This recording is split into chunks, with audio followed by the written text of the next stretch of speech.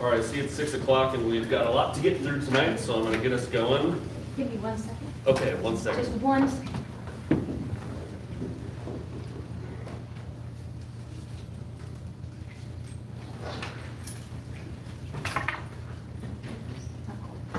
All right, good evening, everyone. My name is Carl Granrath. I'm the hearing examiner for tonight's 3 hearings. So I guess I will have a couple things to go over a little bit later on tonight, but I guess to give my general preamble to start, so I am the county's hearing examiner for tonight's 3 hearings. My role tonight is to conduct these 3 different hearings, establish the record for each case file, and then from tonight what I do is I have up to 2 weeks in which I write a recommendation that gets forwarded to your county commissioners, who do have ultimate authority to make the decision on the cases that are in front of us tonight, and that's all 3, including the appeal hearing that's scheduled 3rd. So for our first 2 are more standard public hearings. Our general procedure is going to be that staff members will get up and present the application, and after that the applicant will have an opportunity to make their own presentation, add any other additional testimony they want. And then following that will be a general public comment period, and that's where most of you have filled out these forms. I call people in the order in which I've received them. If you mark to me wish to speak, I'll call out your name. Anyway, if you decide to speak, I'll have you come up here to the center, direct your testimony towards me, and each of you will have up to 5 minutes during your public testimony portion of tonight's hearing. Following that, there's an opportunity for what we call rebuttal from the applicant, basically that can answer questions, concerns, basically address what's been said by staff, or especially the public. And at any time throughout the hearing, anyone who's up there, I can and will ask questions. Generally not in the public comment, but both staff and the applicant, I will be asking questions. So we do have 3 that we're getting through tonight, the 2 public hearings, and they're going to go in order that I have on our agenda here, which is the conditional use permit at 3 Goat Farm, place of assembly and worship. That is going to be going first, and after that is going to be the zone change request. Third, we do have an administrative appeal hearing, and there's a few other points I'm going to have to make before that one gets started. But without jumping ahead, I'm going to get us into our first public hearing. That is going to be CUP 26-0005, 3 Goat Farm, place of assembly and worship. And we have Mr. Zetter for the county. Go ahead, sir. Good evening, Mr. Hearing Examiner. Blake Zetter, planner of Kootenai County, here to present the conditional use permit for 3 Goat Farm, the conditional use permit for a place of assembly or worship. The subject property is located north of Coeur d'Alene, halfway between Coeur d'Alene and Apple, located off the intersection of Laramie Avenue and North Ramsey Road. As you can see, the property is currently developed with a residence and several accessory structures. These are some photos from the site to give a general idea of the landscape and current conditions of the property. The main feature here is the barn that will be used as a part of the proposal. You will also notice that there is a slight grade change towards the south end of the property, and there appears to be some significant vegetation along the northeast or northwest, and some vegetation on the south side. The subject property is zoned rural. It is approximately 9.5–10 acres, surrounded by other properties of similar size. The initial proposal is to establish a place of assembly for special events, weddings. The operations will be conducted in the center of the property. The initial proposal contemplated about 125 patrons in total, with up to 99 being allowed in the barn itself. Potable food and water will be catered from off-site vendors, no prep on-site. And restroom facilities will be provided via portable restroom trailer on the east side of the barn. The proposed initial schedule was for May through September. Hours of operation from 10 a.m. to 10 p.m. Typical events would range between 4 to 6 hours. And the general location would be, again, in the center of the property, about 100 feet from the northern property line to about 175 feet from the southern property line. You will see on the site map here, there's the existing residence here on the east side, Ramsey Road. The parking will be located on the north side of the property with the general event space located in the center here, along with that barn and restroom area. During the agency comment period, no agencies expressed concerns and all provided approval or approved with conditions. During the public comment period, we received 11 public comments, all in opposition, citing concerns of compatibility, wildfire risk, noise, and traffic. I did also receive 2 late comments that I want to enter into the record now. Read into the record is H 1001.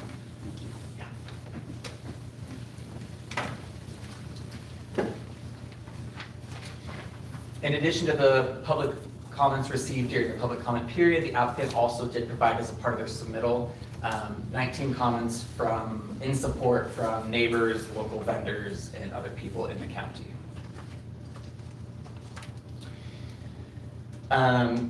Addressing some of the concerns brought up by the public, per the section of the code, the proposal should be compatible with existing homes, businesses, neighborhoods, and the natural characteristics of the area.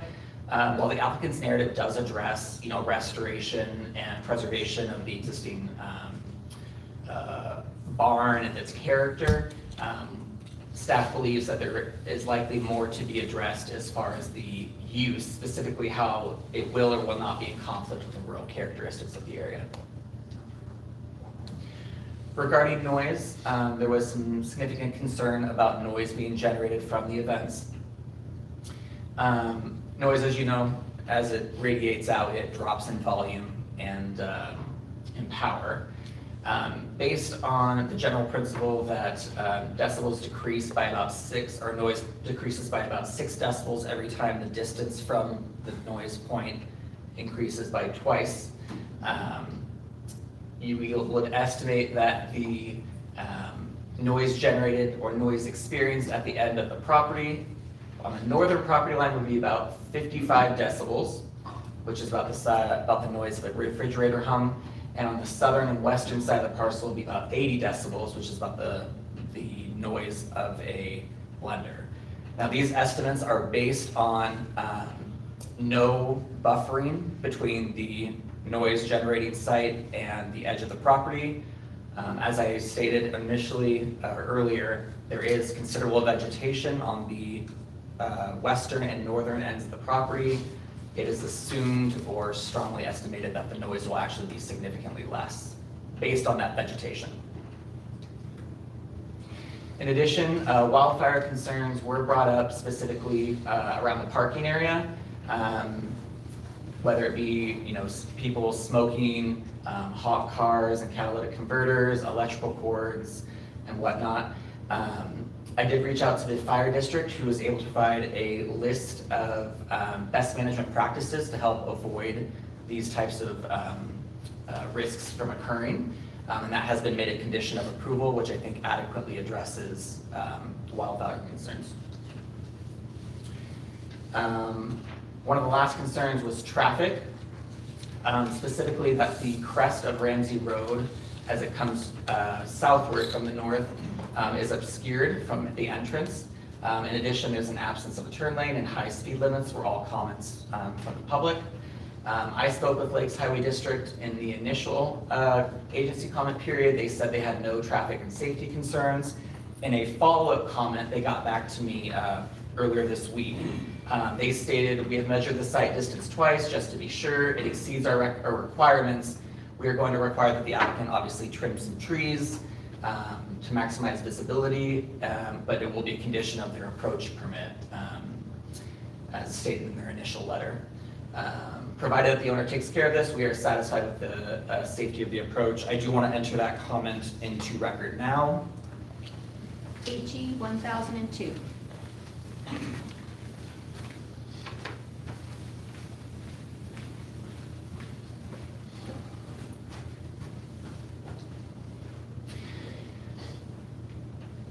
Following the public comment period, the applicant had time to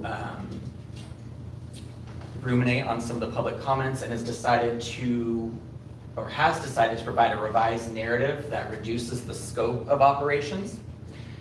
Specifically reducing the maximum attendance on site from 125 to 99, limiting hours from 10 a.m. to 8 p.m. instead of 10 p.m., limiting the days of operations to Saturday only and only one event per day, adding a 7-foot tall earth berm to provide visual and noise buffering, and then additionally they will are proposing to install decibel monitors at the edge of the property to monitor nuisance. I will let the applicant go further into detail on those modifications. This is the revised site plan, largely the same. The only real difference here is that berm will extend around the southern edge here on the western side and then on the northern side, north of the parking lot.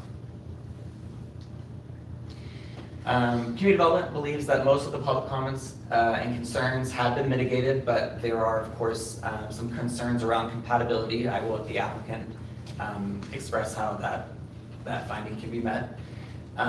As such, Community Development does take a neutral position, and I stand for any questions. Okay, thank you for your presentation. Real quick, is that revised narrative and revised site plan in the record? Maybe I just... Oh, it's right here. I'm sorry. Read into the record is HE 1003. Okay, so one of those proposed changes does answer one of my questions I was going to ask. But I guess in general, I just want to go over this to be sure. So the first condition of approval says the applicant must follow their proposed narrative. Yeah. Right, so there's, I don't know what all has changed in there, but there's a few elements in that narrative I think might be worth going over. Maybe this is for the applicant to better address. But for example, there's one in there that they're not gonna play music, if I remember correctly. No, I believe PA system. No PA. Is my understanding. Okay, and I might want to take a look at that in a second and ask the applicant that. Yeah. But just real quick, so the first condition of approval is they gotta follow this plan they submitted. It will need to be modified. This revised narrative was provided us 2 days ago, so the staff report is obviously based on the initial proposal. Okay, but in general, these are the main changes? Yes, or all these are the main changes. Main changes? Yeah. Okay.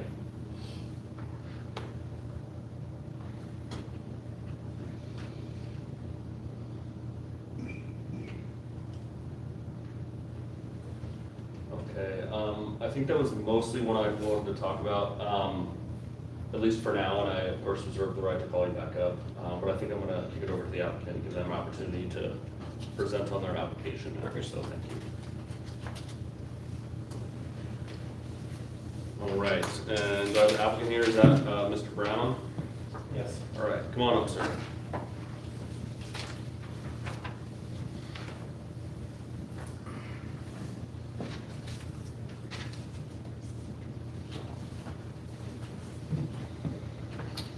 I'm Keith Brown, I'm the applicant. I appreciate the opportunity to speak. We truly believed when we initially submitted this that... Hey, Keith? I can't hear a thing. Yeah, unfortunately, the sound system is broken. I'll speak up. But yeah, so as a general, I was gonna mention that all of our microphones are laying down. I'll try to speak as loudly as I can. It's a good reminder to me. Okay. But everyone, please speak as loud as you can. Okay, not a problem. So we truly believed that the neighbors would rally behind our vision for the property. That clearly did not happen from some folks. We were disappointed by some of the personal attacks that came in, but there were a lot of valid concerns that we took a lot of time talking through and trying to come up with some compromises that we hope will work. So with your indulgence, I'd like to go into a little more detail on some of these things that we'd like to propose. The first one being the months and hours of operation. As we had stated initially, the seasonal use is going to be limited to May 1st through September 30th, no exceptions. Most events will probably be June through August, so 3 months. We will be on site at all times. We're not going to have any events where we're not there. And as Blake stated, we're willing to limit them to just Saturdays only, 1 event per day, maximum. Also, the 10 o'clock ending time did seem like it could be a little too late. So we feel like, how about 8 o'clock might be more appropriate, still within daylight hours, and amongst other normal neighborhood activity that we hear various other activities all the time. Second thing was attendee limits and types of events. It's not actually that hard to enforce. These are going to be invitation-only events. Just like a garden tour requires either prepaid tickets or authorization codes for access, it's not going to be like open-ended public invitations like New Leaf Spring Kickoff or the previous owner's barn sale. It's apples and oranges, completely different.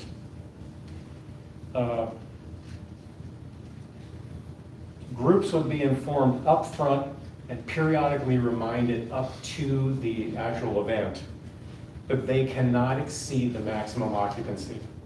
And we'll be confirming how many people are there. We're gonna have multiple cameras throughout the venue. So it's going to be monitored. Third issue, alcohol. We totally agree. Unfettered alcohol consumption would be a disaster.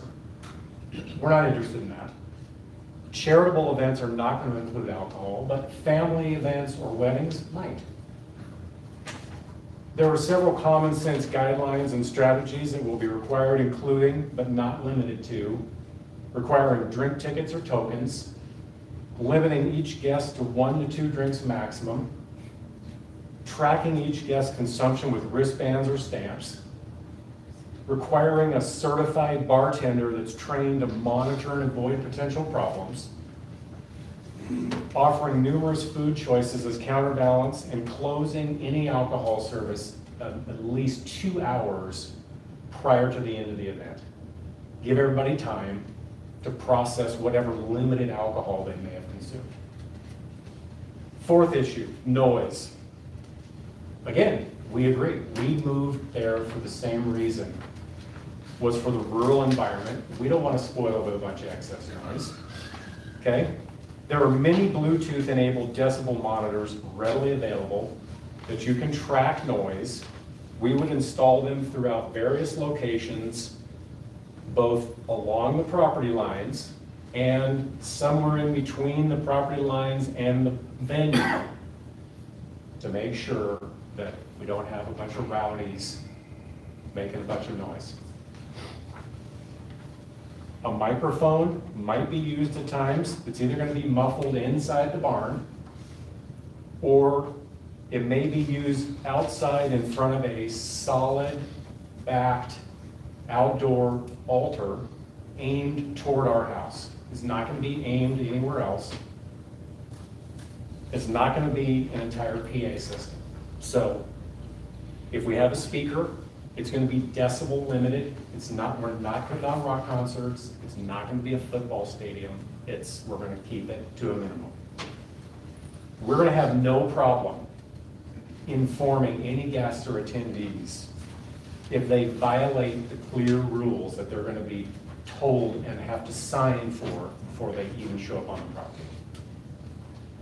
The fifth issue, buffering. We had planned to delineate the venue borders with flagged ropes and believed that attendees would honor them, but instead, we can expand. We've got an existing berm behind the southwest corner there of the barn.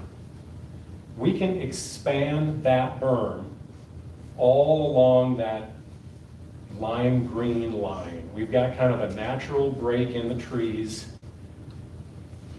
We can expand it in 2 directions off of the back corner of the barn, both along the handicap parking road and across the top of the old barn foundation, because our barn was moved by the previous owner. So the old foundation is still there.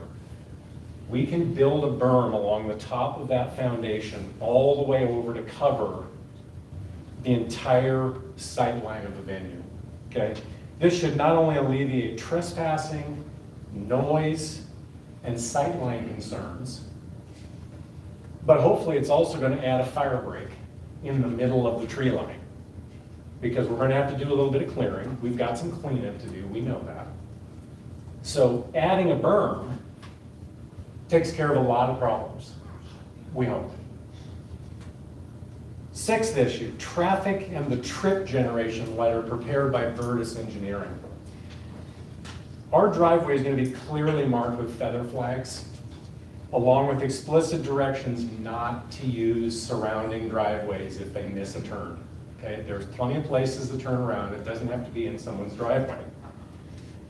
But after reducing the total occupant load to 99 people, and the days of operation to Saturday only, we believe we can absorb entering traffic without backups or delays on Ramsey Road.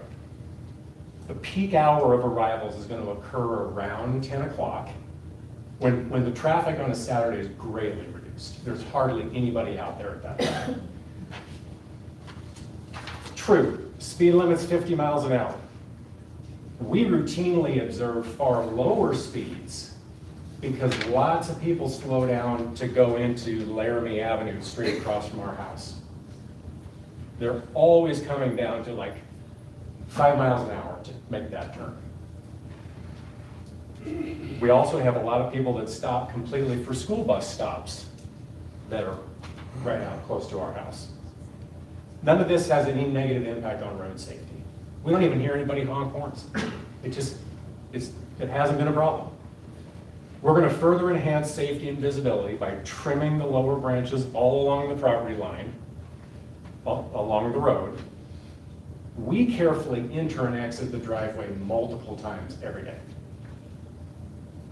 So do countless other residents and business owners up and down Ramsey Road. We've got farm stands, vehicle and heavy machinery mechanics, boat storage, etc., all up and down the road. As far as the trip generation letter, Vertus prepared their analysis based on both the allowable barn occupant load, which was determined by the fire district, and Lakes Highway District guidelines.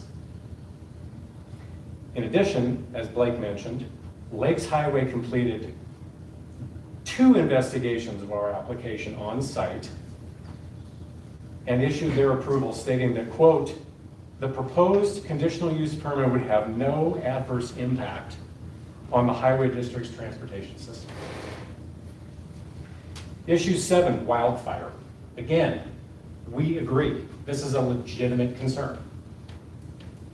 So in addition to adding the proposed berm, Northern Lakes Fire District issued a series of recommendations on June 5th that we would adhere to strictly, including but not limited to cleanup of all the pine needle accumulation along the boundary of the venue and throughout all the tree line, and ongoing maintenance of that area going forward.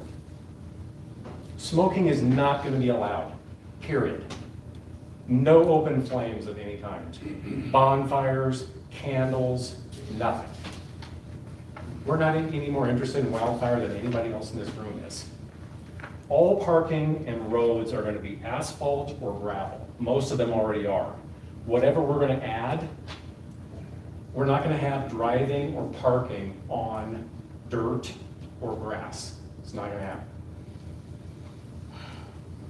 The entire event space is going to be maintained similar to a farmer's market or county fairs that routinely have far more patrons without any fire at all.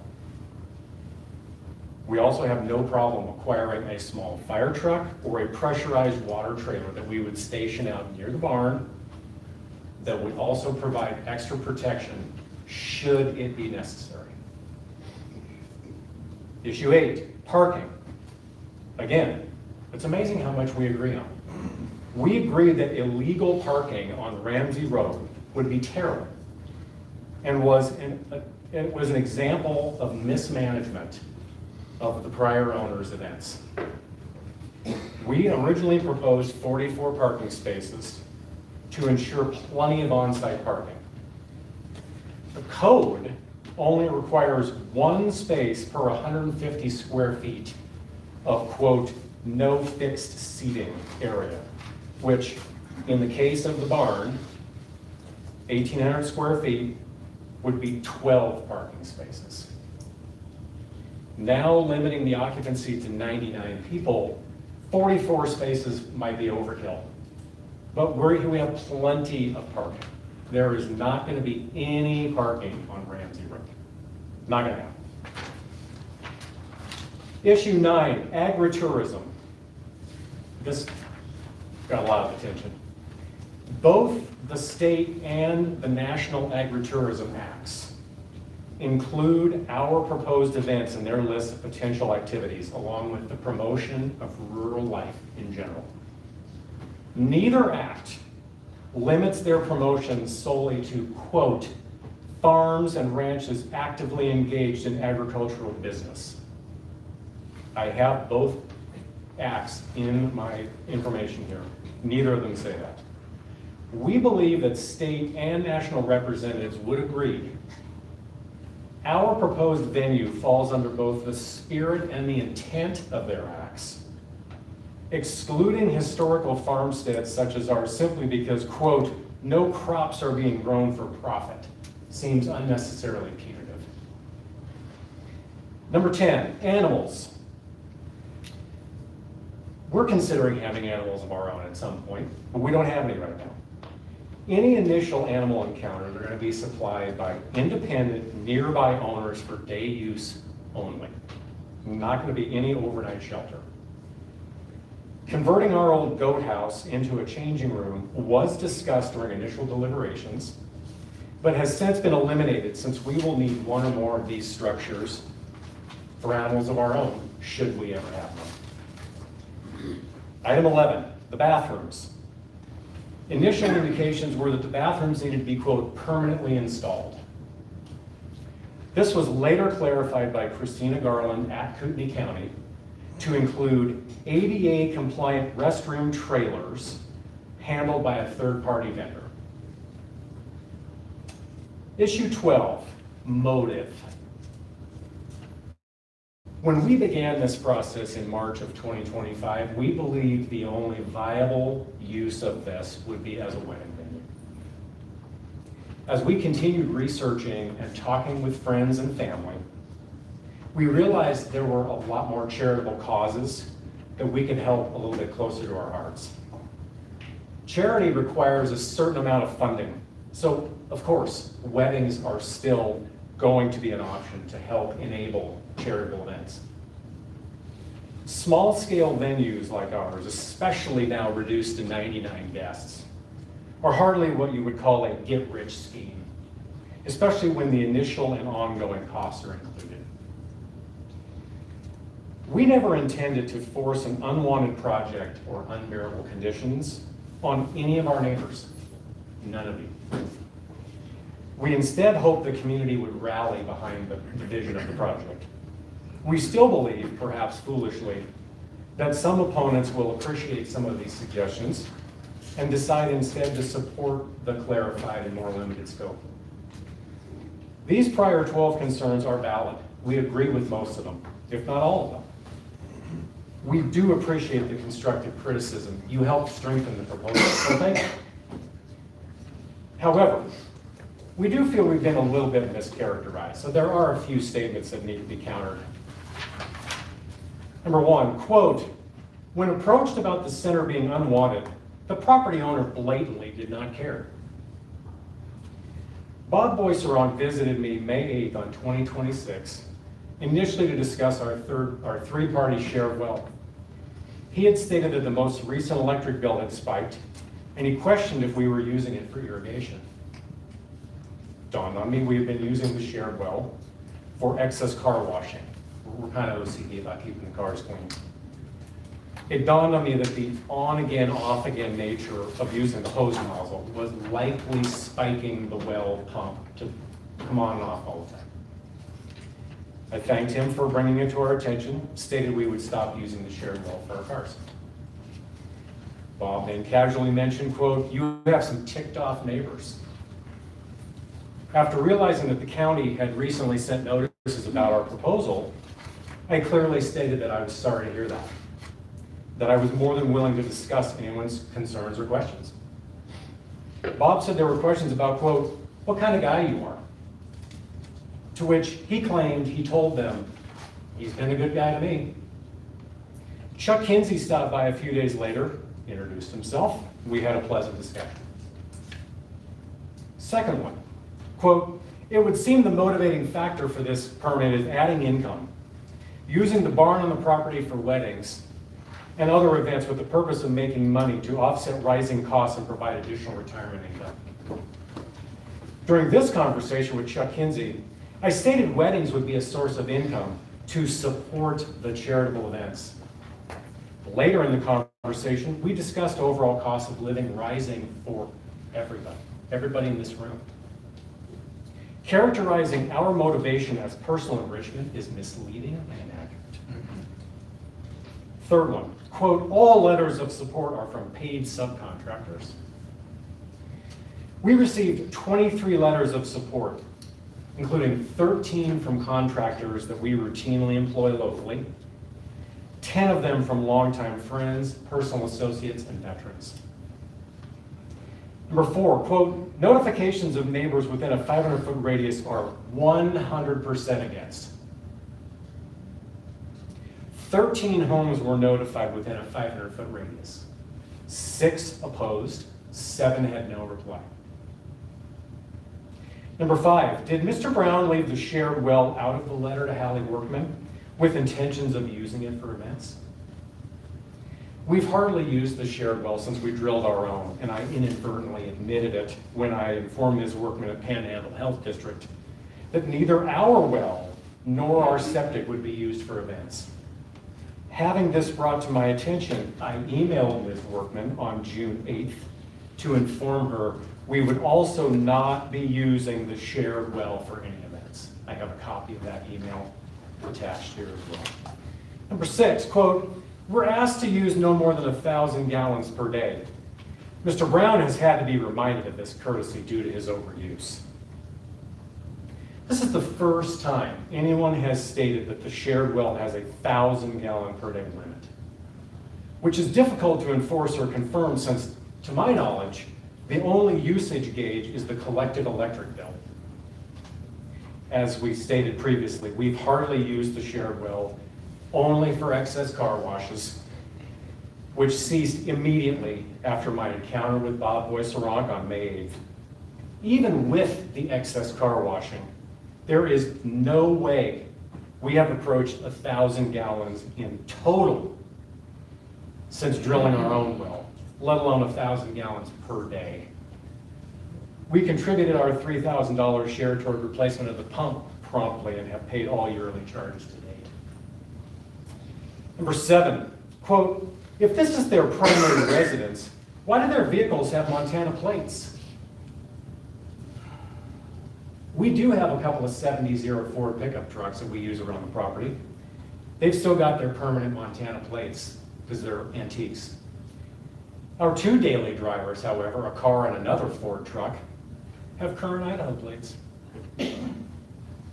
Number 8, quote, "who are the Browns?" This is a sad question. Shouldn't a neighbor of 3 years have some idea? Since you asked, here's a brief glimpse.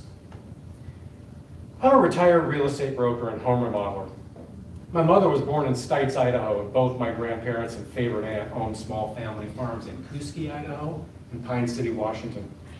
I remember them both very fondly throughout my childhood. I survived an attempted murder in Montana, causing a lot of family upheaval and relocation. My wife is a semi-retired real estate professional and home remodeler as well. We've spent our entire 31-year marriage doing this. She's a cancer survivor and a former board member of the Make-A-Wish Foundation. She loves gardening, growing vegetables, and filling the bird bath. Together, we contribute monthly toward the Idaho Sheriff's Association, Tunnel to Towers, UGM, and the Rathrum Food Bank. We've volunteered countless hours for Make-A-Wish, helping organize, fund, and attend wish events for children with life-threatening illnesses since 2004. We prepared and delivered lunches to elderly during COVID and homeschooled our daughter for that school year. We've got a godson with autism, and we lost a child of our own 2 days after he was born due to a rare childhood disease. I don't enjoy or ever discuss personal details like this with strangers, but this occasion called for it. Again, we never intended to anger or inconvenience any neighbors or the surrounding area. We love our old farmstead. We enjoy the birds, the crickets, the turkeys, the deer, just like everybody else does. Were we naive in thinking that everyone would share our enthusiasm? Maybe. Apparently. We understand frustration with unchecked growth and development, and even some of the out-of-state hate. But we do live here, and we're not any more interested in wildfire, excess noise, or trespassing than anybody else. We also understand PTSD. We've got a little bit of experience with it ourselves. This is part of why we'd like to open our property to help others with some similar problems.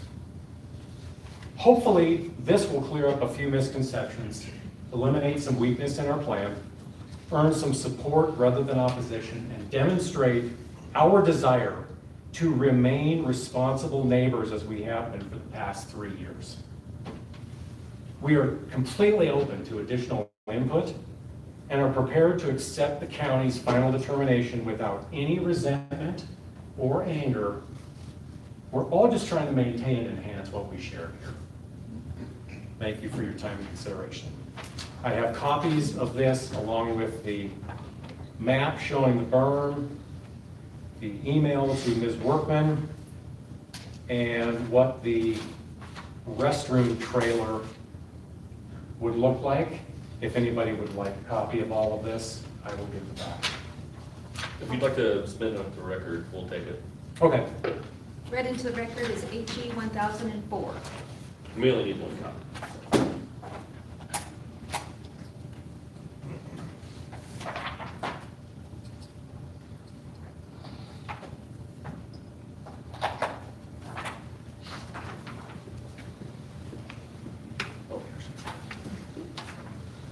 Thank you.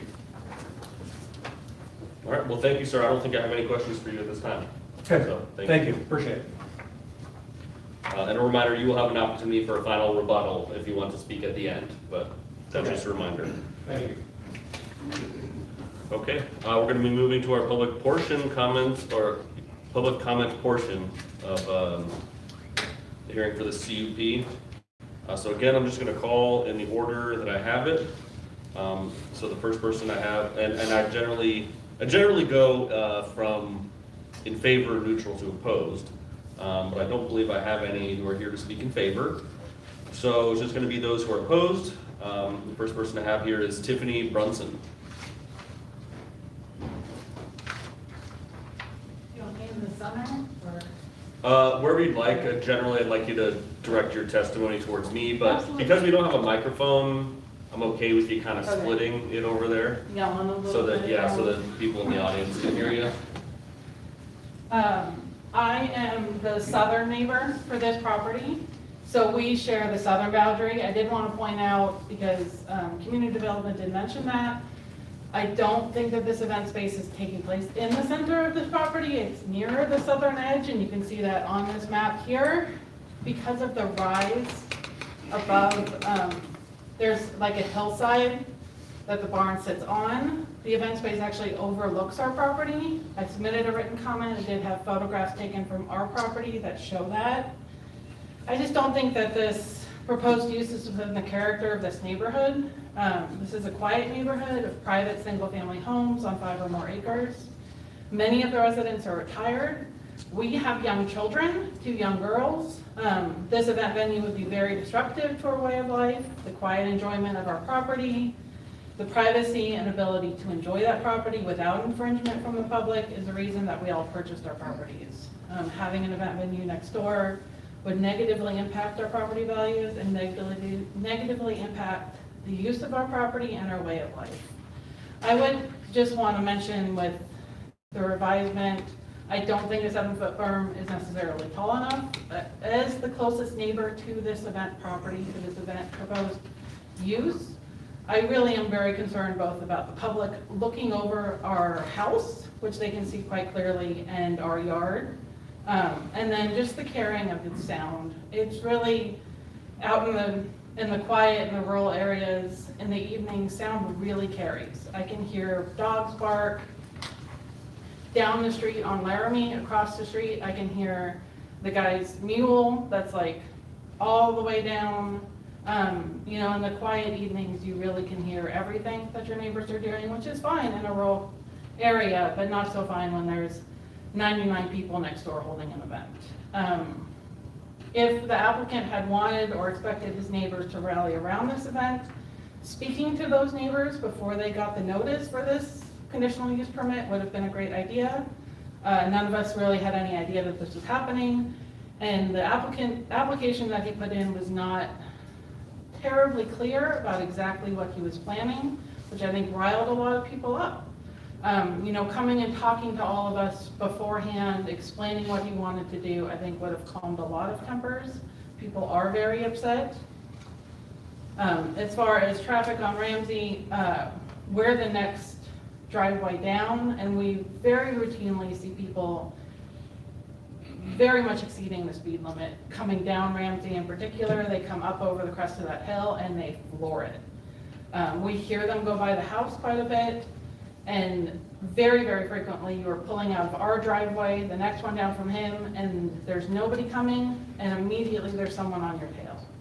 Because they're just coming up over that hill so very fast. Yeah, that's all I really have. Thank you very much for your time. Okay, thank you.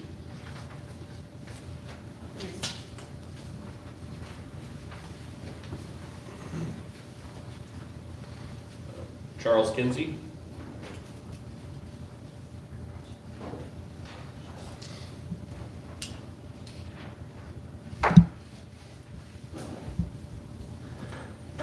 Thank you. My name is Chuck Kinsey.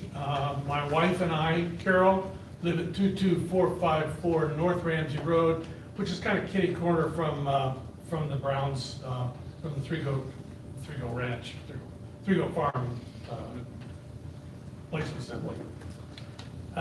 As I understand it, to be approved for conditional use permit, Three-Go Farm must be, one, first of all, compatible with the location, setting, existing uses, and character of the general vicinity.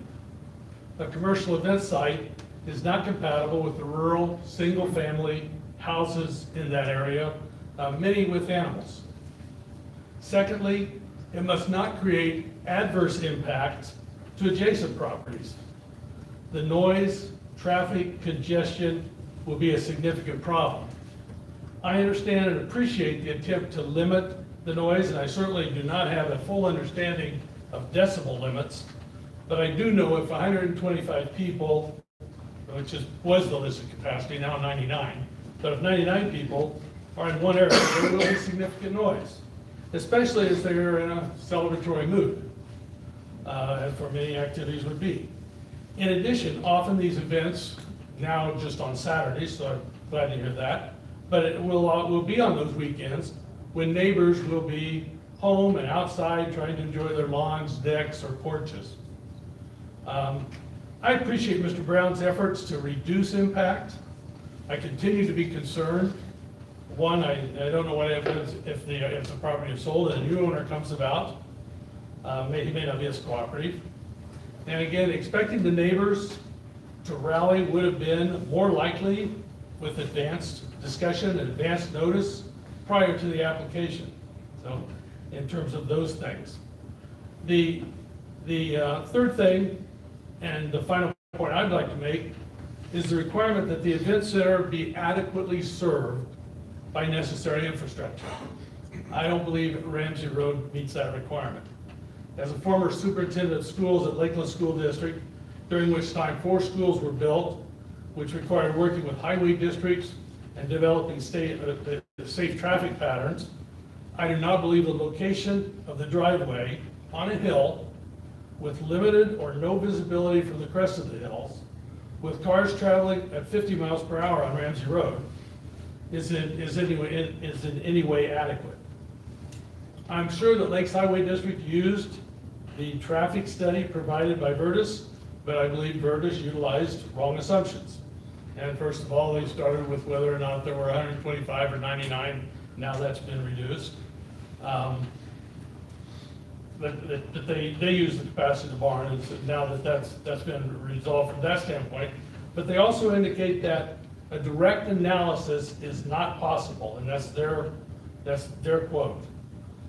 They compared traffic to a church, and in that case, they're using whether all the pews will be full, those kind of things. And the wedding is based on invitations, and if the capacity is 99, likely there will be 99 people there. And the number of cars entering and leaving will be significantly higher than the Vertus study. Parking at the facility will accommodate 40 to 50 cars.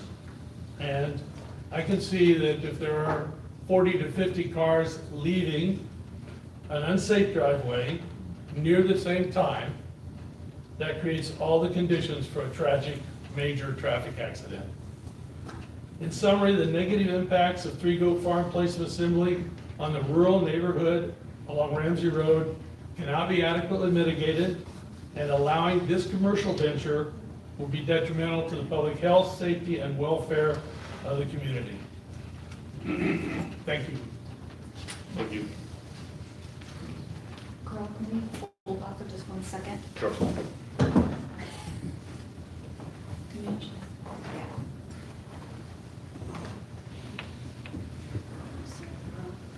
What do you need? We're dying. There. Oh, no. Let's say again.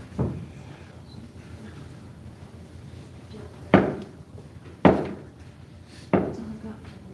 Did you, it came on for a minute. Did you click it?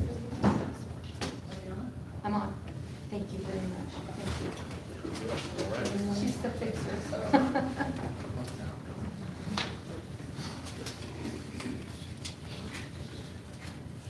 All right.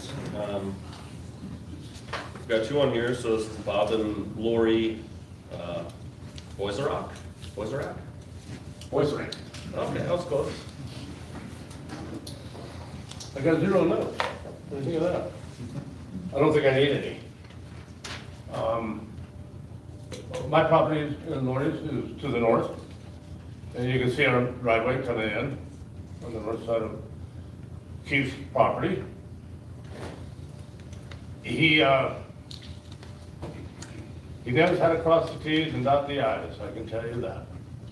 But he's less than truthful. He's making every effort to do the right thing, but it still, in my view, isn't the right thing. It doesn't fit our neighborhood at all. I've tried to be a good neighbor to Keith and Holly. When they first moved in, I went and removed snow for them, get them dug out of the driveway. They had no equipment, means or nothing. We had a nice talk. I asked, where you come from? He says, Seattle. He's been in the suburbs. Okay. I said, well, why'd you leave? He says, we didn't feel safe there anymore. Summer love, I don't blame you. All right, seems like a very nice man. And he is a nice guy. Then I asked him, I said, well, what are your plans for doing here? Because he had already started working on the house. And he added a west wing area that encompasses the basement of his home. And built another wing off the south side. I said, Keith, you're doing a really good job of cleaning the place up. Very nice. And it's a nice old house. And that's what it is. It's not historic, it's an old house. I have an old house too. Not as old as that, but. At any rate, as he specified earlier here, when he was up here, that I came over to talk to him about the shared well. number one, our water in the shelter well is, I don't know if it's 1,000 gallons, I mean, it's agreed that it's for household only. It's for domestic use, not for irrigating, that's all. But it's gotta go to your own cistern, and then from your cistern out. Well, when he drilled his new well, and he put the line in, he tapped off our main line to a hydrant that he put, and I stopped him when they were doing it and talked to him about it. And he said, it's just there for emergencies. Okay, that's fine. But you're not supposed to do that, but in an emergency, so maybe you ought to put a sign on it or a lock on it or something. Anyways, the bill did jump and he stopped using it, but 2 hoses were coming off of it, not for washing a car. He was landscaping and I've seen hoses going all over the place. I go by it every day, many times. So again, not as truthful as he should be. And I didn't tell him anybody was pissed off at him. I said, you know, we just got this letter a couple days ago from the county on what your plans are. I says, you got some neighbors that are pretty upset. They're not happy with it, not even a little bit. And he said, well, we'll see him at the meeting then. You can make your comments and come to the meeting. Well, that's what we're doing, and that's why we're here. He's drawn a good plan, but now this new green line in there for this 7-foot berm, wherever he plans on, is it gonna be a dirt berm? Is it gonna be what kind of berm is it gonna be? Number 2, this parking lot for 44 people in a small rocked area, if you look at the dimensions on it, 8-foot spacing at angles, there's no way you can police that to keep them in line on that parking lot. It's impossible. I've been in road construction for over 50 years. I've built many highways, including Highway 95 and many others around. I've been certified traffic control and traffic safety for over 35 years. I've managed a lot of work. In my knowledge, there's no way you can produce and take people out the driveway that he wants to, even though Lakes Highway has nothing to do with that. But I'd like to see the trucks coming out around the corner, or a limousine or something trying to come out on the Ramsey Road. And Ramsey Road is very dangerous in that area. Yes, we all learn how to go in and out of our driveways, but I've had many cases where in my driveway, 180 feet north, that I'll be coming up to my driveway to make a turn, and all of a sudden, I don't know how fast this car is coming at me, and all of a sudden it appears I got a blinker on, but nobody's paying attention, and I hit my brakes and stop. The guy behind you, he's not paying attention. He goes to try to pass, and we got a head-on almost, or rear ender. There's a deep hole in the road to the right. If you go off that, you only got a 2-foot shoulder. You go off that, you're going upside down, which has been many vehicles upside down in there already. Okay, so that alarm was for your 5 minutes, but I'll let you make a closing thought. Okay, in closing, what I see added is the berm is just another place for the people to go, that they think they can control the drinking and all that. They can't. 20 and 30-year-olds get married. They'll be back at that parking lot, going around the berm, partying, smoking, doing whatever they do. And thank you for listening to me. That's all I got to say for right now. Thank you. Does Lori want to speak? You don't want me to, Okay. you really don't. Because you're going to be pretty, I'll wind up in jail. I'll bail you out. Oh, no. All right, Elaine Harris Knight. Can my husband come up with me? Sure.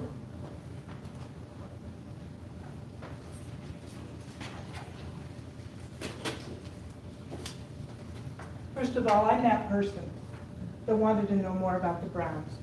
I didn't need to get into the intimate parts of it. I just wanted to know why they'd never approached any of us. And I understand when he was asked that by Bob, he said, why haven't they come to visit us? That was his answer. He deflected that question.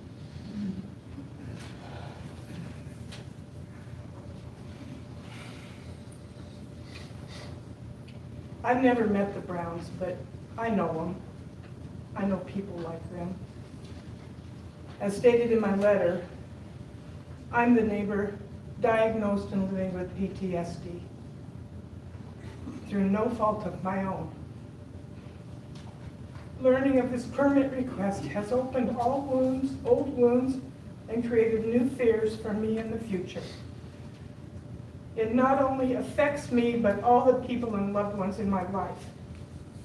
Approving the permit will not improve our rural lifestyle, as some of Brown's supporters have claimed. It will disrupt our privacy and country way of living. It's obvious the majority of their supporters have benefited monetarily from working for or selling their products to the Browns. Of course, they're going to speak highly of them.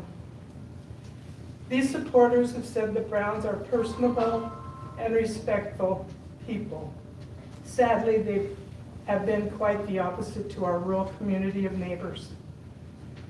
The Browns have known their intentions since before purchasing this property. Why didn't they visit with any of us before the purchase to discuss their plans? In my opinions, they were confident the permit would be a slam dunk with no regret, no regard to how any of the neighbors feel. I also wonder why there are no letters of support from the Browns' former neighbors or friends that didn't benefit from their projects. I also question most of their support letters, some same and similar verbiage repeated many times. I found these letters not only odd, but questionable. Supporters also say vintage properties. How is turning this one into a business saving it? In my opinion, it's not. For monetary gain at the expense of all the neighbors' peace, quiet, and rural lifestyles. Again, as in my letter, I questioned if the Browns would abide by the rules if allowed the permit. My letter states more concerns and regrets to rules. There are too many unanswered questions and concerns related to the Browns' past dealings. I would hope the questions I brought up in my letter and tonight will be looked into with more depth and before any decision is made. My husband and I chose to live in a rural community for the solitude, privacy, peace, and love of the local wildlife. Also for me, my health and well-being. Please allow us to continue the lifestyle. Please deny this permit. This will allow me to return to my healing from the PTSD so I can have a semi-normal life. I'll soon be 70 years old, and I'd like to live out the rest of my life in the peace and comfort we had before the Browns chose to disrupt it, without a forethought of others' feelings or concerns. Thank you for your time. I want to add one thing, and that if he gets this permit, I don't think it'll be too long before he puts in and revises it for more hours, more people, more everything. Okay, what's your name, sir? For the Steve record? Knight.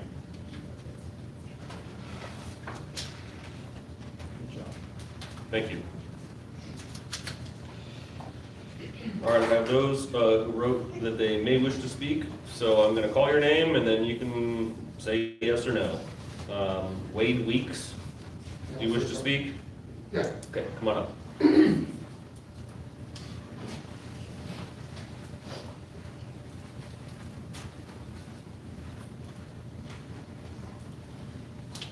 I'm Wade Weeks. I'm the property owner to the south, immediately to the south. I initially had concerns about the buffer between my property and them, and this dirt berm, I couldn't read it from back there, so I haven't had time to look at it, but I can tell you there's a lot of fall on that hill right there, and a 7-foot berm is gonna still be looking right down over my property. And my other concern is traffic. Just like everybody else has stated, I pull out of my driveway, there's nobody coming over the hill. And as soon as I get out on to Ramsey where I can look in the rearview mirror, I got somebody right on my tail doing 70 miles an hour, and they'll swerve and go around you right then. And same as stated by the other gentleman there pulling into my driveway, people will pass you as you're turning. It's a dangerous spot in the road. It's very hard to get in and out of my driveway even without causing a traffic situation. I imagine a couple hundred feet further up the hill would just be worse. So, those are my concerns. Thank you. Okay, thank you.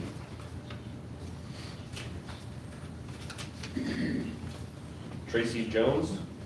No, thank you. You know, can I reclaim my time for just a minute? If you would like to speak, you may. Lori Boystrike. Okay. We've been property owners on this road since 1981, physically for 25 years. And I know what the traffic, I have a front eye view from where I am on that section of road, and people coming from the north going south are typically going 60 to 80 miles an hour. And then you get to his driveway, and all I see is people stepping on their brakes, you know, slowing down because somebody's maybe turning out.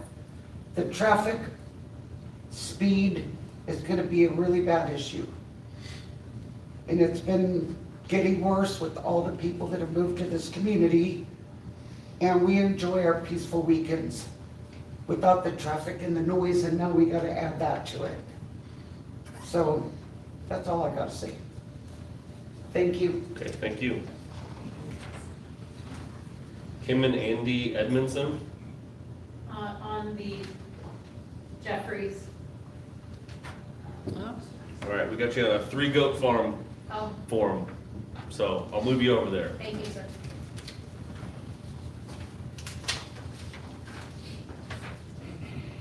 Okay, Lori, you were the next one there. Joe Drapulich? That'd be me. On chicken dinner. Well, I heard a lot of promises made, and I doubt they're gonna all be kept. But first thing, Mr. Brown, where you at? I want to introduce myself. Hi, Mr. Brown. I understand that you were a little upset that I didn't come introduce myself in the past 2.5 to 3 years. We have actually- So I'm Joe. Oh, yeah, we spoke about 12 words, so how do Try you? to keep, yeah, please, okay, try to keep your testimony directed towards me. Yes, sir, I will. But, That's good.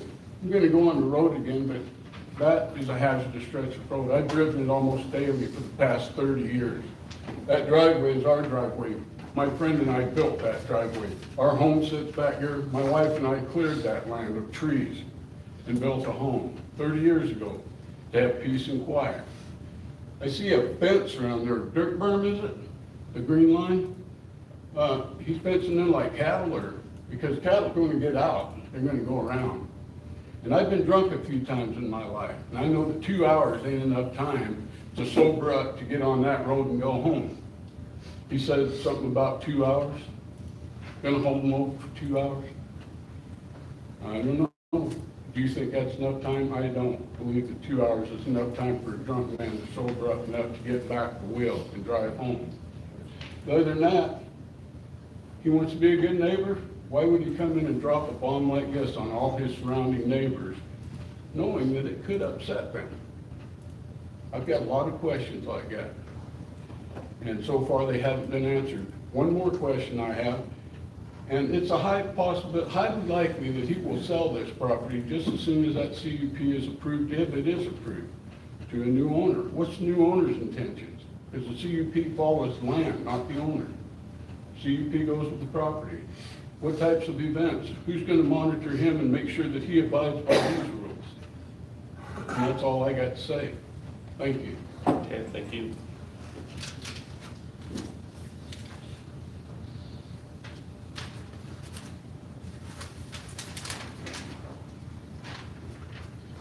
All right, I've got Steve Knight here on again. Did you want to say anything else, or that was your comment? Just that it wasn't zoned for this type of stuff, and we want a peace and quiet. thank you. Melinda Siebel.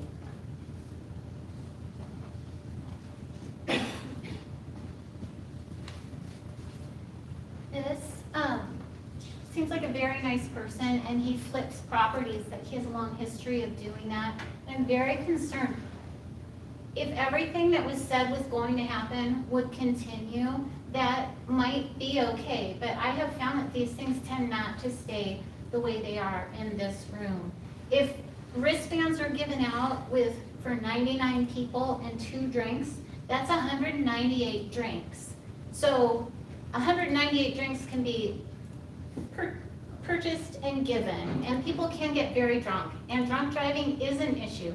Last week, my mailbox got smashed, destroyed, had to be rebuilt. That is the second time since 2014 a car has smashed into my mailbox.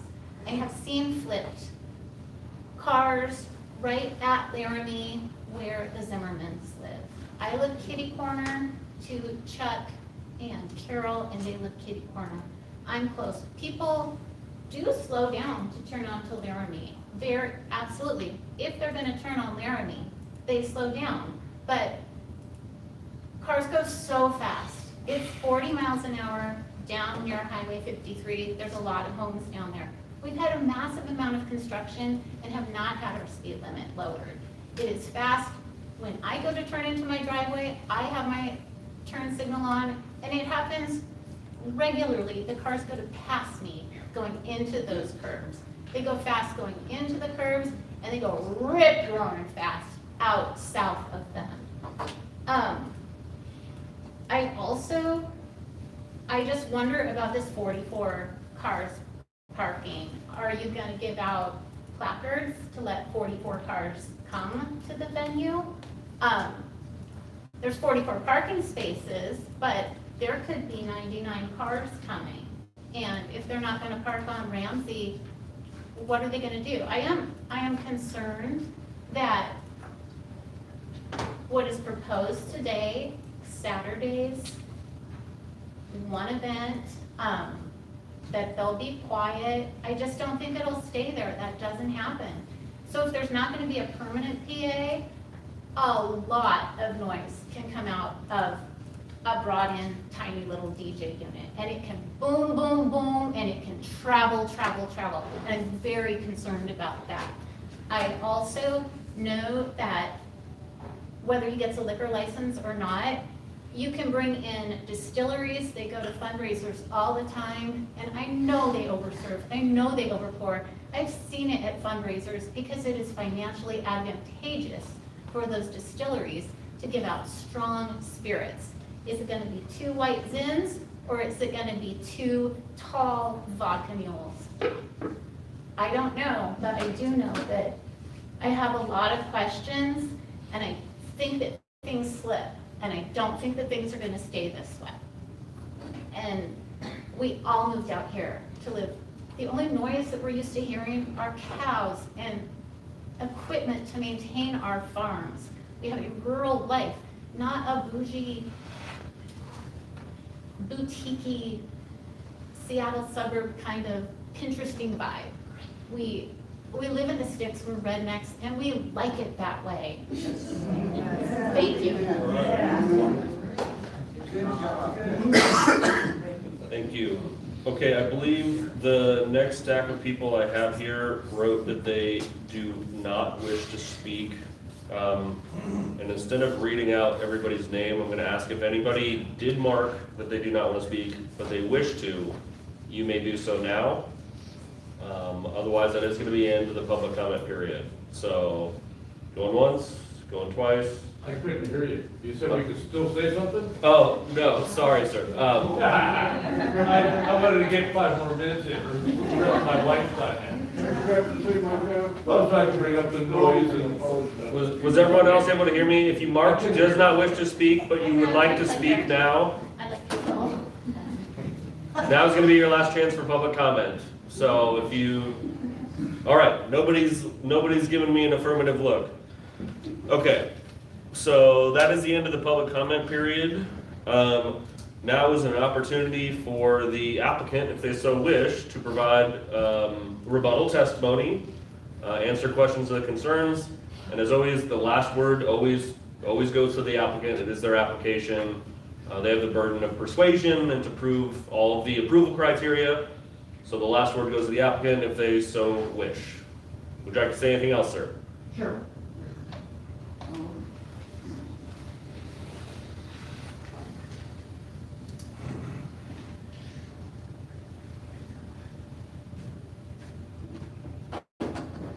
The only thing that I would add is the comment that we knew of our plans before purchasing the property.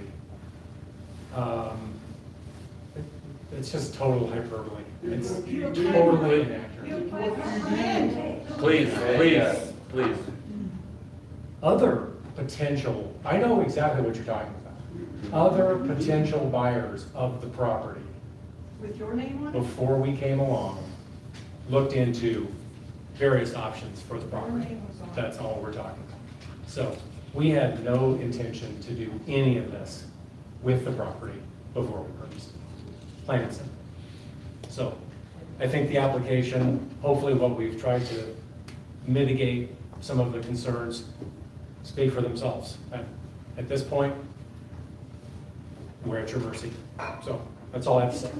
Thank you again. Okay, thank you. Any administrative matters in this file? Okay, I'm gonna close the record for CUP 26-0005. So that public hearing is now concluded. Gonna move us to our next application. I'll give a minute for, I guess, for everybody to roll out who is here on the CUP.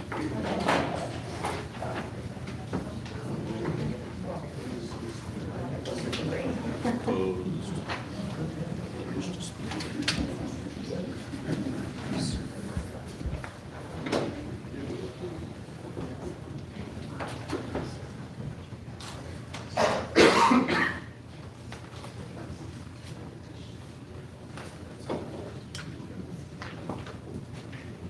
All right, I'm going to be opening the public hearing for Zone 25-0004, Kevin Jeffries zone change. Mr. Finkel for the county. Good evening. For the record, Vlad Finkel with Kootenai County Community Development. Good evening. For the record, Vlad Finkel with Kootenai County Community Development. This is a request by Mr. Jeffries to rezone a 9-acre parcel of land from rural to commercial zone. The subject property is located east of Highway 95 along Oak Road, north of Highway 53, and south of Garwood Road.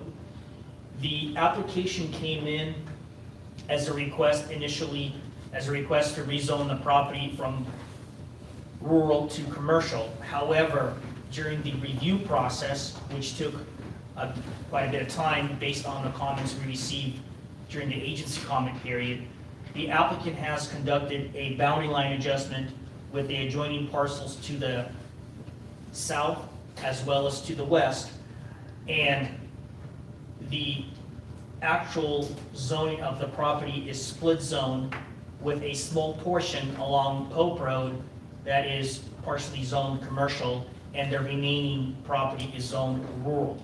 So I wanted to clarify that that boundary line adjustment, which slightly modified the current zoning to split zoned commercial and rural, was conducted while this application was moving forward in review.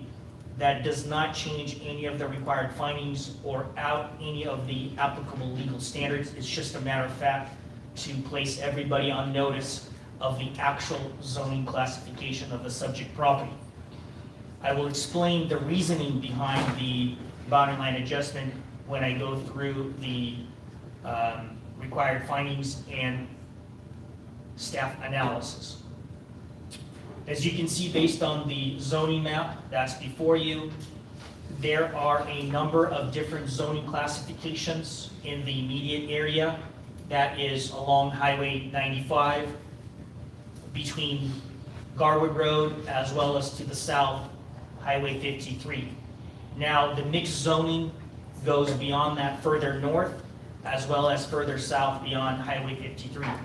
This area has seen a significant amount of zone changes throughout the course of my tenure, which is over a decade.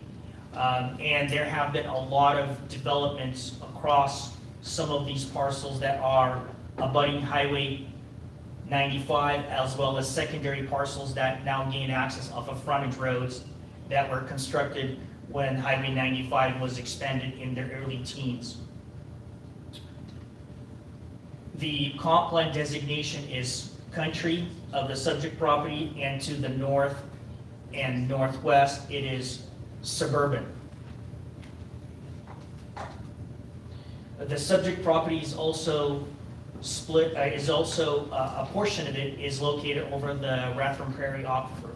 It's important to note that typically when a parcel is over the aquifer, there are strict limitations on the amount of effluent discharge that would be permitted by Panhandle Health District. And that is key issue in a lot of cases when a property's been upzoned from residential use to commercial or light industrial. We always question whether or not future development of that site in a more intense manner could be limited based on what Panhandle Health District would allow, and whether the zone change is necessary if it's not feasible to develop it to that potential. In this case, because a significant portion of the property is not over the aquifer, and historically Panhandle Health District has viewed development or placement of septic systems outside of the aquifer boundary as being a feasible solution to more intense amount of effluent discharge treatment, we find that in this case, having that portion of the property not over the aquifer is potentially, a benefit for the applicant to move forward in that manner. Although it is not a position or a solid reason to support the applicant's request to a more intensified zoning, which in this case would be commercial. These are some of the photos of the property in question. You have primary access. Currently, I would like to go back to the map. So the primary access currently is off of Hudlow Road via an access easement across the adjoining parcel on the east side of the property. But the BLA was done in a manner to have frontage right on Pope Road because the commercial zone standards require that you have direct access off of a public road. Having an easement across an adjoining parcel to the east would not satisfy that finding for a commercial development. So these are some of the photos of the access along along Pope Road, as well as Hudlow. So during the agency comment period, this is a list of agencies that we solicited comments from. None of the agencies except for Alpine Meadows Water District had raised any issues. Everyone seemed to have comments that were either in support or with recommendations that would need to be addressed either through a building permit process or based on the trips that would be generated exceeding 50 trips per day require special notice permit review process down the road should this zone change be approved. I'd like to focus on the comments submitted by the Alpine Meadows Water District. Last fall, we received a response from the board, Water District Board, stating that while they do provide a service to the subject property, which is, as they describe, a commercial use connection, it's currently serving a residential parcel. And they expressed that they did have concerns over the future use of the site if it was commercial in nature, and that the applicant would have to provide additional information for them to be able to assess it. However, this time, I believe they don't have the ability to provide any more use for a commercial development, for irrigation, or fire suppression needs. And that was the comment that was submitted last fall. We immediately advised the applicant that that was a problem, and we advised them that they needed to either A, communicate with the water district and advise them or provide them additional information to see if they would change their mind. Option B was to potentially come up with a zoning development agreement that would limit the type of development that would be constructed on site. Or C, they could move forward, but it's likely that we would recommend denial of the application because one of the required findings for a zone change is that the infrastructure improvements are currently in place or will be in place in the future to support a more intensified use of the property. So through the course of further communication with staff at the water district, as well as our department, we were advised that the applicant did not wish to pursue a conditional zoning development agreement because they did not want to limit their options. Their explanation was that because water may be limited based on either A, the water district lifting their moratorium or them potentially drilling a well, that the scope of future commercial use would be limited to the amount of water that's available for domestic irrigation or fire suppression needs. We asked for clarification from the water district to let us know whether or not they had an issue with the applicant drilling a well on their property and whether or not there could potentially be an issue with a water right in the future. Both Idaho Department of Water Resources and the Water District advised the county that they did not have any issue with the applicant being able to either have a well drilled on their property or being able to connect to another well near the site that is not part of the Alpine Meadows Water District infrastructure. So those options are on the table. In discussion with staff, we concluded that that was sufficient for us to move forward with the application because that finding could be met in the future with an alternative option for water source if the water district does not have the capacity or they're not able to lift their moratorium in the near future. So during the public comment period, we did receive a total of 17 comments in opposition of the request, citing inadequacy of groundwater supply based on the comments from the water district, traffic concerns, as well as concerns with the compatibility with the existing residential rural character of the community and noise impacts. And I'd like to briefly go over that because it was addressed in detail in the staff analysis as part of the report that you received for review. We did find that, yes, the water is potentially a problem if you were to have the opportunity to connect to Alpine Meadows Water District. But if you were to drill your own well, if the applicant were to go that route, they would find out through the course of drilling a well what the how well the well can, what the production of the well will be, and whether or not they have adequate water flow to be able to support a commercial operation on the property, including domestic use, irrigation, and fire suppression needs. If their well production was low, then they could not move forward because through the building permit process or the special notice permit process, we would not be able to approve those, either the land use application or the building permit application, because our department or the agencies with jurisdiction would not issue an approval. That would stop them from being able to move forward unless they were able to come up with another water source or have a reservoir placed on the property to have sufficient water flow or whatever option they were to choose. With regards to roads, the Highway District did not raise any issues, and typically when they do, we immediately contact the applicant. In this case, Lakes Highway District said that they need to comply with the access management requirements, which could be handled either through a special notice permit process or through a building permit process, depending on the intensity of use in the number of trips that would be generated based on their proposal.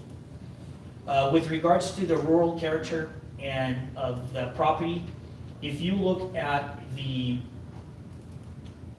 zoning map, you have a commercial piece of property consisting of 3 parcels that was rezoned 2 years ago that currently has a commercial, that has a nursery business on site. You have 2 adjoining parcels to the, or 3 adjoining parcels to the north that are agricultural suburban, but it doesn't appear that there are any residential structures on them. Further north, you have commercial parcels. You have parcels across the highway that are light industrial with industrial uses on them. With regards to the physical conditions of the property, you have a rock face escarpment along the southern property line, which creates an elevation difference. This is much higher. This is the rim rock. This is much higher in elevation. So any development on this property would likely, it's highly unlikely that it would be visible from this elevation. And furthermore, we find that the changes through the course of the last couple of decades from residential to more intensified use of commercial and light industrial is consistent with what the current proposal is. That has been our observation for parcels that are along the highway, that are abutting the highway, or secondary lots. So we find that the comprehensive plan country designation does contemplate as one of the goals and objectives is to allow a low intensity economic development use on the property other than residential use of the site. We do find that the required infrastructure at this time or in the near future when the applicant submits either a building permit or special notice permit can be met with drilling a well on site or connecting to Alpine Meadows Water District once they're able to lift their moratorium. And we find that a CZDA, while in some cases it's an absolute necessity, we don't think it's necessary in this case because of the commercial development and zoning in the immediate area. And we believe that the required findings for a commercial rezone can be made given the existing conditions in the immediate area. I stand for any questions that you have for me. Okay, thank you for your presentation. A couple questions. I guess first, you talked a lot about well, the commercial standards, but more specifically the special notice permit. Can you expand a little bit on what that will mean? Trips exceeding a certain threshold. Can you just explain a little bit more about what that means? Absolutely. How might limit the future use of the property? Absolutely. Under Article 82607 of the Kootenai County Land Use and Development Code, it states any commercial parcel of land that abuts a public right-of-way requires a special notice permit when trips generated by a business on site exceed 50 trips. So if the applicant were to submit a building permit application for, let's say,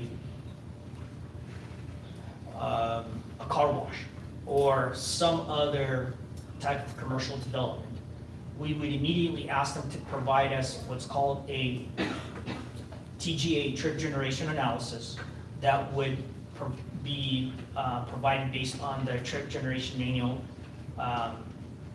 And if it were to exceed 50 trips per day, we would say, okay, at this time, before you're able to move forward with a building permit process, you have to go through a special notice permit review. It's an administrative review process that requires agencies to chime in and provide additional comments and additional recommendations that we could condition. And as part of the building permit process, they would need to implement those requirements before we issue an approval for construction. Now, if they come in with a trip generation analysis signed by an engineer that states that they generate less than 50 trips, then they would move forward with a building permit process. But during the building permit process, they would still have to comply with any of the required improvements that are submitted by agencies with jurisdiction, including the Highway District, Fire Department, and the Health Department. So there is still an opportunity for agencies to weigh in on future development of this property. The primary goal of any zone change application is to assess whether or not the proposed intensification of land use will be consistent and compatible with the surrounding area's historical development.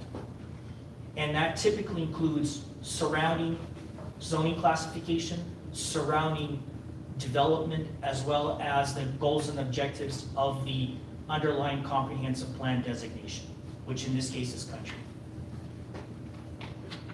Thank you. I think that's the only question I have for you now. Thank you. I'll kick it over to the applicants now. Get these ones out of here.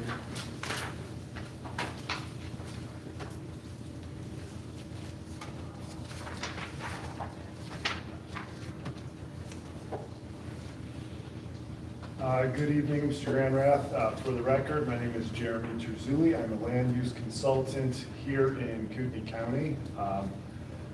This evening, I'm collaborating with Olson Engineering on behalf of Mr. Jeffries for this zone map amendment request. Felt that the staff report was incredibly comprehensive, and as Vlad had pointed out, it was a bit of a long haul to get here. Based on the boundary line adjustment, there was some confusion about that. Once we got that cleaned up, I agree, staff was looking out for the applicant, Mr. Jeffrey's best interest in pointing out some of the standards of approval and the necessary infrastructure. I'm going to try to go through the standards of approval here. I tend to summarize them and not necessarily go in order, but try to touch on each one of them as we move along. So, as per the code, this is in layman's term and summarized version of what the review criteria are, consistent with the comp plan, compatibility with the surrounding areas, availability of infrastructure, and as Vlad pointed out, that was something that we spent a great deal of time working through with the water district. Any impacts on the delivery of services in the surrounding area, traffic impacts, impacts to public health, safety, and welfare, and then last but not least, is there a detrimental effect to the owner if this request is denied?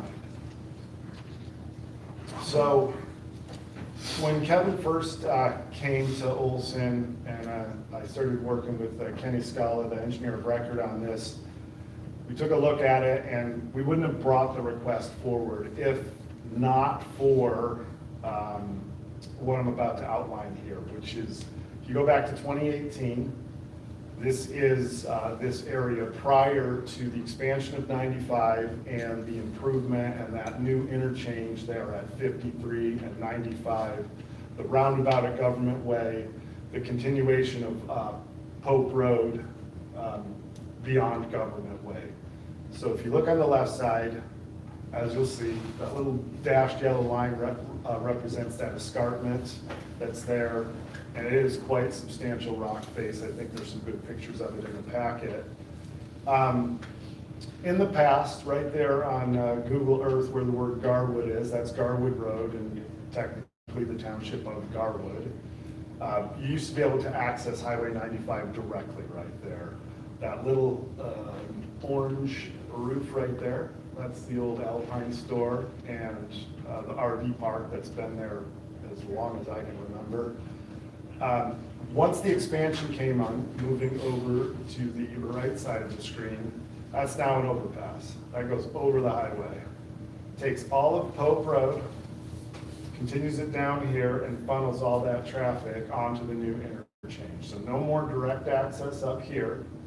So like on the other side of the highway, old 95, when the new highway comes through, comes in and acts as a major collector, a backage road in essence. And when the backage roads are in either through design or as they get abandoned and the new highway goes through, ITD's stated goal is not to provide access, it's to move traffic as efficiently and as safely as possible. And so the more points of direct access that they can remove from the highway, the more efficiently and the safer traffic moves. That's what their goal is.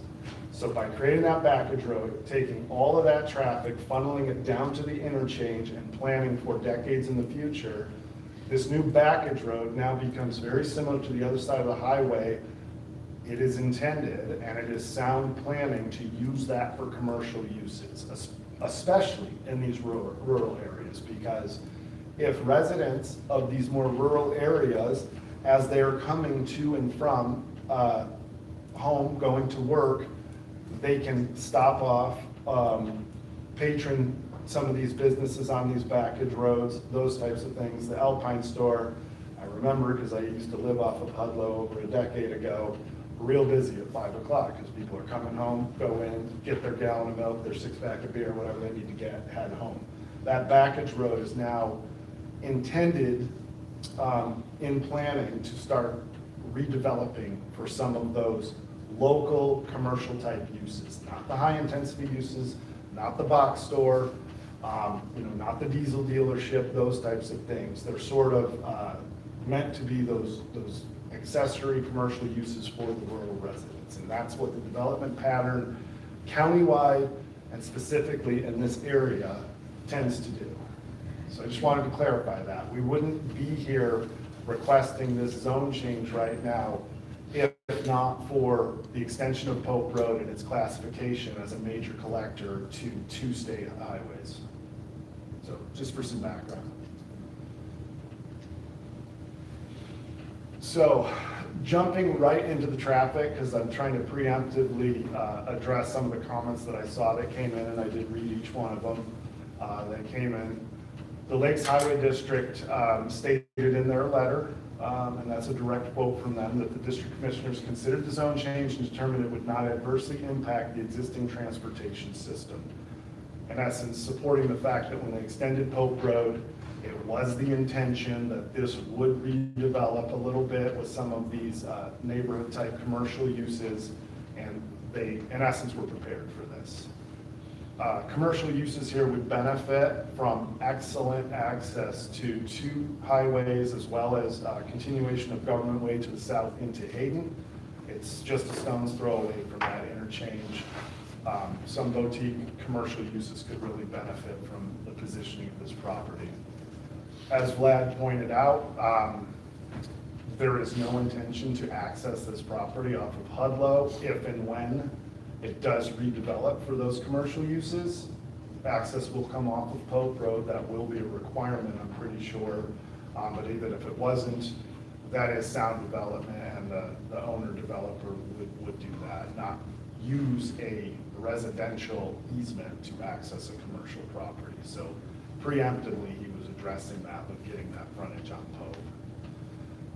Any access and road improvements will be coordinated with the Highway District. As you noted in your packet, all other agency comments were either neutral or in essence in support with some conditions, which tended to be some of those boilerplate conditions. And we believe, and I know Vlad has stated that not the entire property is over the aquifer, which would require some of those Panhandle Health District guardrails with regard to septic, but there still is the logistics of designing a system that can handle some of those intense uses. He mentioned car wash. I know he was just saying that arbitrarily. No way we could get that approved with septic requirements, recycling water. It wouldn't even be cost effective, even if we could find a way to design it. So the point I'm trying to make there is there are some guardrails in place. And I'll get to the water one here in a little bit. So as far as the comprehensive plan, goals and policies, they were outlined in the narrative throughout the staff report. I've listed some of those here. I don't want to bang away on those, but again, a healthy, sustainable economy does include some commercial services nearby, even rural communities, to help foster growth and that economy in the rural area, and not always have to drive commercial needs to town centers and those types of things. Just wanted to highlight that one. So Vlad's map is a lot better than mine. I pulled this one out of the comprehensive plan. The resolution is subpar at best. I think that the comprehensive plan, so this future land use map was created prior to the extension of Pope Road. It was adopted right about the same time that Pope Road went in. It would appear that, if you look at it, I'm zoomed in a little bit more here on this side. This is more zoomed out. This is the old alignment of 53, where Government Way ended and kind of came to that little goofy intersection right there. The suburban and country designation on this less high resolution tends to follow that escarpment and kind of come through there. I know in his more high resolution, it does follow the escarpment, pick up this property, and then terminate here on Hudlow, assuming that these properties that fronted Highway 95 were those ones, were more in this suburban. It's kind of a moot point, but I felt like pointing it out because the suburban and country designations both recognize residential as well as non-residential uses. Again, it's stated in there to promote economic development opportunities in some of these rural areas. Non-residential uses would tend to be appropriate with the surrounding areas, such as contractor yards, small convenience stores, small fuel stations, assemblage. Again, scaled to match the context in the area, which is the intention if this zone change is to be approved. So the guidance is to be obtained with the compatibility in the area as well as development trends countywide. So this is the surrounding area.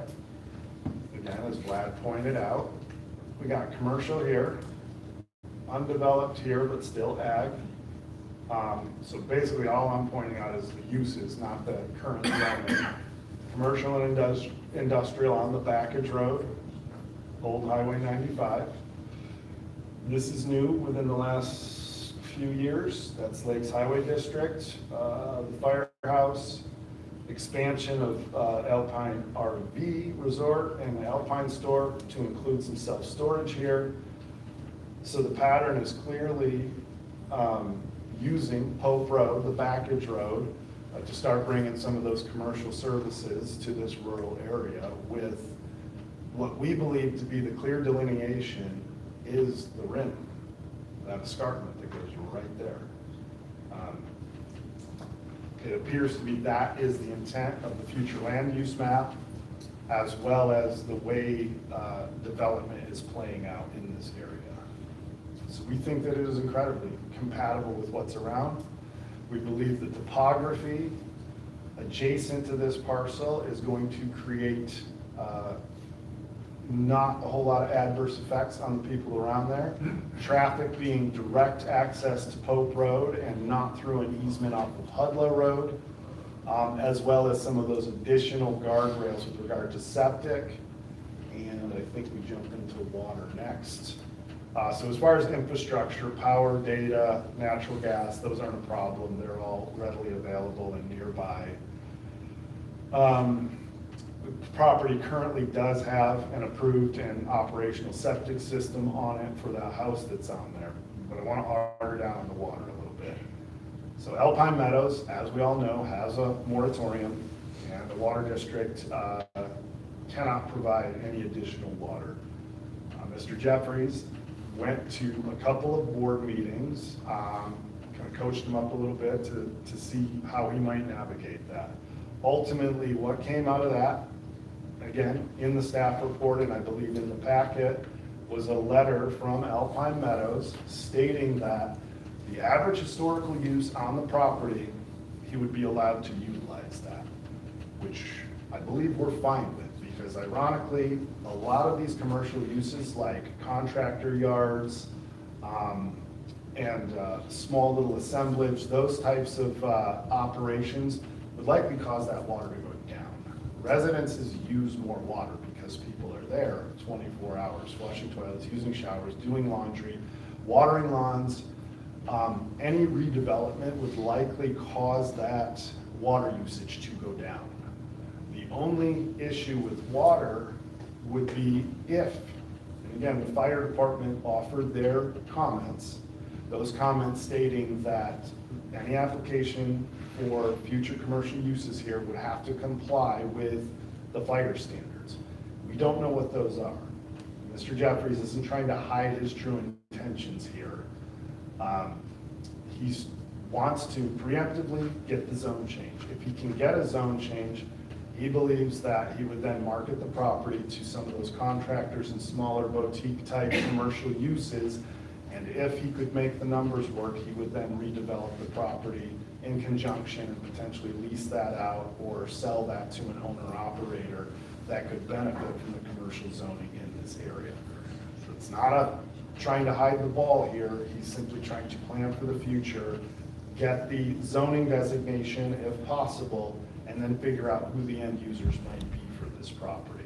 At that point, there might not need to be any upgrades to the water system. We would then work with the fire department, and because their firehouse is so nearby, they do have some play in the gears with those standards as to how much capacity you need to store on site to offer fire protection for a particular use. And Vlad pointed it out beautifully. There are a couple more processes. At a minimum, it will be a building permit or a site development plan, site disturbance permit, and likely additional special notice permits and those types of things. And as you know, a use may come in and go and a new use come in, they would also have to come down and issue a change of use so that those guardrails remain in place, that this does not become something that could affect health and safety in the area. Olson Engineering, myself personally, we work with Northern Lakes Fire Protection all the time. We work with their higher-ups. We understand what their standards are, and they are looking out for public safety, and they're not going to allow something that is an unsafe use to go on this property without the necessary fire protection. So just really wanted to drive that point home.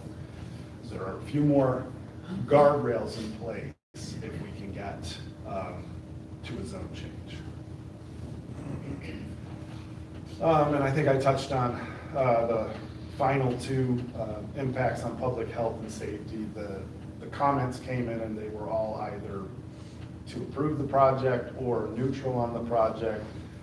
We did not identify any impacts to health, safety, or the general welfare of the population of Kootenai County. And are there any impacts on the property owner if denied? The biggest one being the inability for him to use this property to its highest and best use. And with the current position along a major collector, 500 feet away from a state highway, redeveloping this property as residential is not the highest and best use of this property. And as we see the development pattern move through, we think that you'll see additional commercial uses come along Pope Road and further to the south, even Government Way as we move towards Haiti. With that, I can answer any questions you might have. You answered all the ones I was going to ask, so thank you for your thorough presentation. As far as applicant time, do you want to have anyone else speak for the applicant, or I'm going to give them an opportunity to speak if they want during public comment? I think it's just me tonight. All right.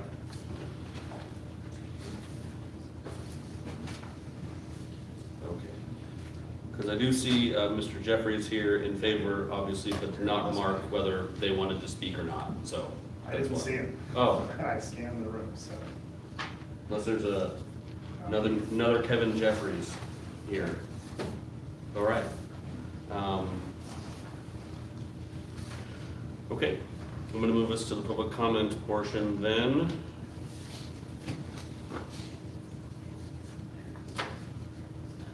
So as I said before, just come on up, state your name before you start talking for the record, and then you'll have up to 5 minutes. If you hear the alarm, just try to finish up your thought. but I'll let you go over a little bit. Elaine Epperly.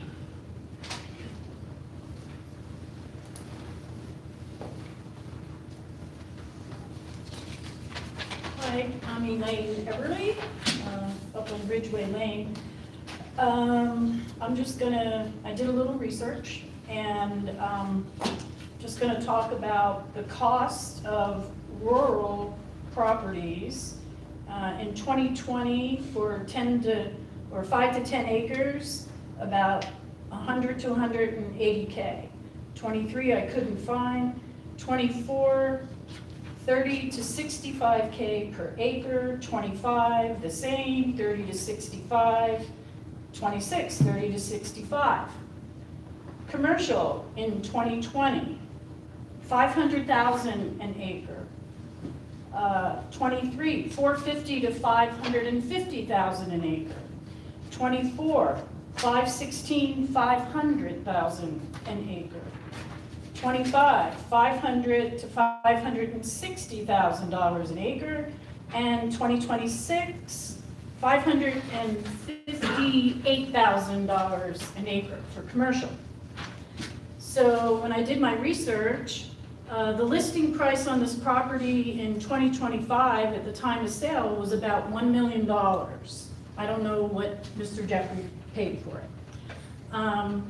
It's kind of obvious to me, like, why wouldn't someone look elsewhere to purchase vacant commercial land when you can request to rezone the property and it can be submitted and more likely be approved given the growth that we have in our area. So based on the values that I mentioned, today, if one purchased 9 acres of commercial vacant land, the cost to the buyer would be about $5 million versus the $1 million spent on the original purchase, if that's what the person spent. That is a $4 million saving at the expense of the surrounding property owners. My career, I worked with permitting, developers, engineers, utilities, and GIS in a very small city in the Southwest and in a very large metropolitan area. And I can tell you for sure that this is the usual MO. People go in and buy residential property. They see, oh, let's, no problem with development, but if you want to buy and develop a commercial property, pay the bucks for the commercial property and don't put it in a rural area. So, Mr. Jeffrey says there's no intent or no specific intent right now on what he's going to develop, and that might be true, I don't know. When I looked up the land use codes, like right now, I think there's the Hudlow Hideaway right there. It's an active Airbnb. So, and it talks about a retreat center and stuff like that. Maybe that's the game plan in the big picture, or maybe it's just to sell it. And I'm concerned, I don't know whether you can subdivide commercial property if it were to be rezoned and then sell pieces of commercial property. And then the thing that I'm really concerned about is preserving the trees. That's 9 acres of land. We saw some photos. It's not completely treed, but along Pope Road. And Vlad, I'd love to know when you took those pictures because there was no traffic on Pope Road when those photos were taken. It's pretty busy right now. As you all know, they denuded completely all the trees at Hayden Canyon above Lancaster. And in that second phase, they're going to probably do the same thing up to Bokel Road along Pope Road. And when they did that above Lancaster, there was absolutely no intent to keep any of the trees. It's completely barren. And as a result of that, the noise is really loud. I never used to hear the train very, very little. I can hear it braking. I can hear motorcycles applying their brakes when they hit the light at Lancaster, and they haven't even hit up to Bokel yet. So I'm wondering if the intent on developing that property, because along Pope Road, there's trees, and you can see from the photos in the middle, it's kind of denuded a little bit. there's some residential there. But will they be asked to keep the trees? Because the noise level, New Leaf bought properties on both sides, and it's loud for the work that they've done too. So noise is a big thing, and we all know that trees, the good things that trees do. So, and they're definitely a noise reducer, anywhere from 5 to 15 decibels, which somebody mentioned decibels earlier. So anyway, that's it. I would love to, later on, if this is approved, I would sure like to know what the game plan would be. Thank you.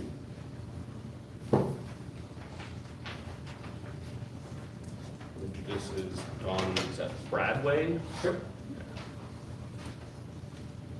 My name's Don Bradway, I live at 2994 East Tuttle. Can you all hear me? I'm sorry Mr. Jeffries isn't here today so we could hear how his neighbors, or potential neighbors, feel about what he's attempting to do here. And I have to say, I was a little disturbed when I found out that he's thinking about buying this commercial product, turning it to commercial, and then chunking it up and selling parts. And I'm don't like that at all.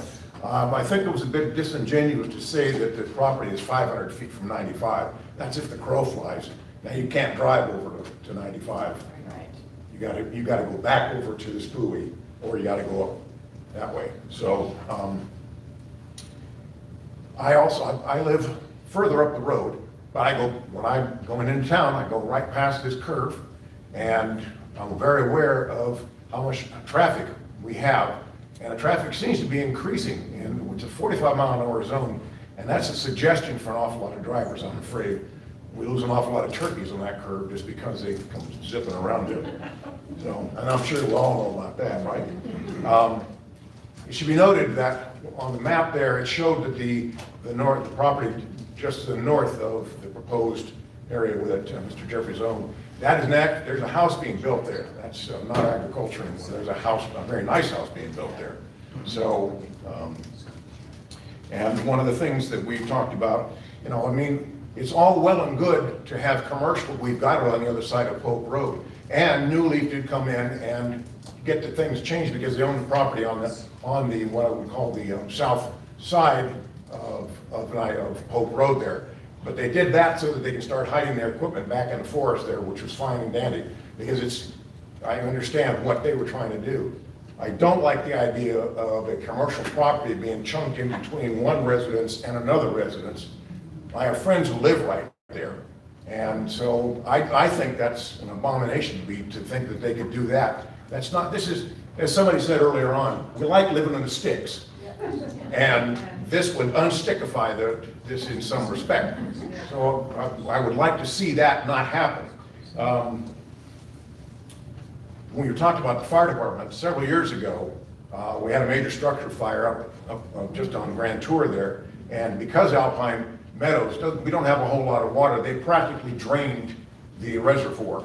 And so if we're going to have residential, that's one thing. But if we're going to have retail going to be stuck in there, potential for fires, I just don't want to see that potential increased because we don't have that kind of water. And we suffer because of that with the moratorium. Let's see.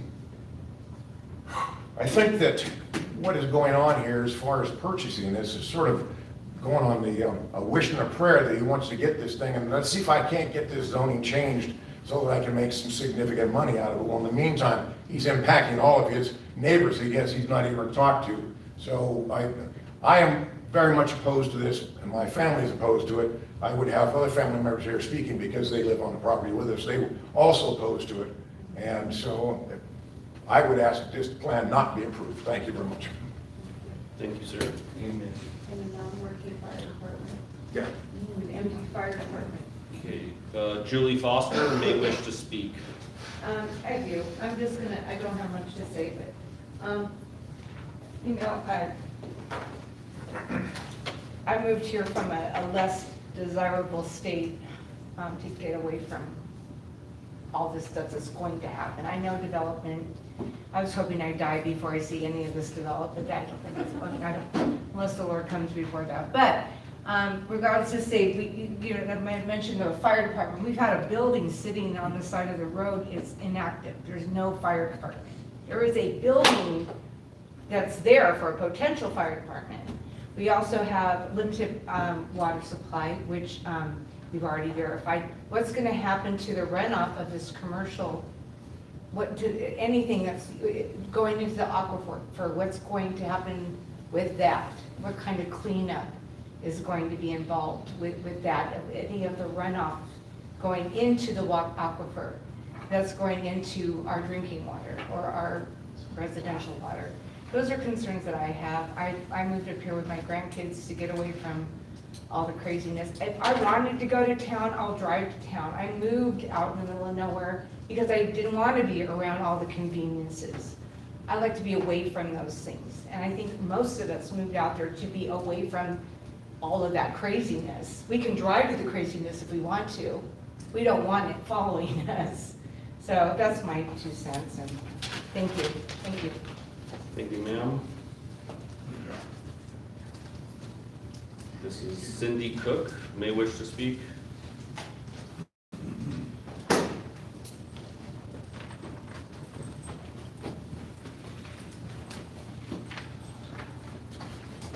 Cindy Cook, I live at 1569 East Grand Tour Drive. Just everyone's pretty much covered everything. The concerns I have honestly are loss of residential integrity. We've talked about that. Increased traffic and noise, again, that's been addressed. Property value volatility, I think we've talked about that as well. Overburdened infrastructure, but the biggest concern I have is the mistrust of future uses in this property. Yes. Even with the current proposal, it seems reasonable. The residents of Alpine Meadows are highly concerned that it would occupy the property later. Once the land is zoned commercial, future owners can do whatever they want. And as we've stated, we all live in this community for a reason. And yes, there are commercial properties around us, but if you really look where they are, they're not impacting us. This would. So I would just hope that you guys would take that into consideration. Thank you. Thank you. Stephen Allen Adams may wish to speak. I'm opposed to it. I don't, If you want to speak, can I have you come up here? We need to hear it. All I can say is I've been here, living there for 30 years, and today I had to listen to probably 30 big trucks going up and down Ludlow Road. And we don't need more development. And that's all I'm going to say. Well said. Okay, thank you, sir. Amber Shelton may wish to speak.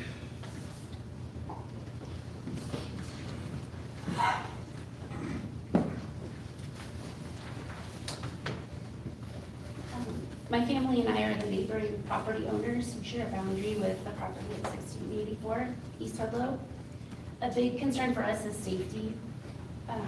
The easement that provides access to this property crosses our land and was established with the understanding it would serve a residential property, not a commercial business. We have young kids who play on our property and they cross this easement all the time. Because of the steep grade and limited light visibility, increased traffic and commercial vehicles would create a significant safety risk. Just because it's being listed as a secondary driveway doesn't mean that commercial business will not use it however they want. We're also concerned about traffic impacts on Hudlow and Pogue. The driveway on Hudlow is located near a blind corner where visibility is already limited. Additional traffic for customers, employees, deliveries, commercial vehicles would increase the potential for accidents and create safety concerns for us and our neighbors. Another concern is our shared water infrastructure. We share a booster pump with 1684 East Hudlow. It was originally installed to help with low residential pressure and was meant to serve our 2 households with normal residential use. A commercial operation could place additional strain on that system, potentially affecting water pressure and creating maintenance or replacement costs that were never anticipated. Finally, and most importantly, my family chose this area because of its rural character, quiet environment, and natural beauty. I was born and raised in Hayden, and we have lived on this property since 2014. Rezoning this parcel for commercial use would fundamentally change the character of the neighborhood and negatively affect our surrounding residents who relied on existing rural zoning when choosing to live here. We are invested in this community for the long term, and we ask that the impacts on the families who live here every day be given significant weight for this decision. Okay, thank you. Thomas Shelton.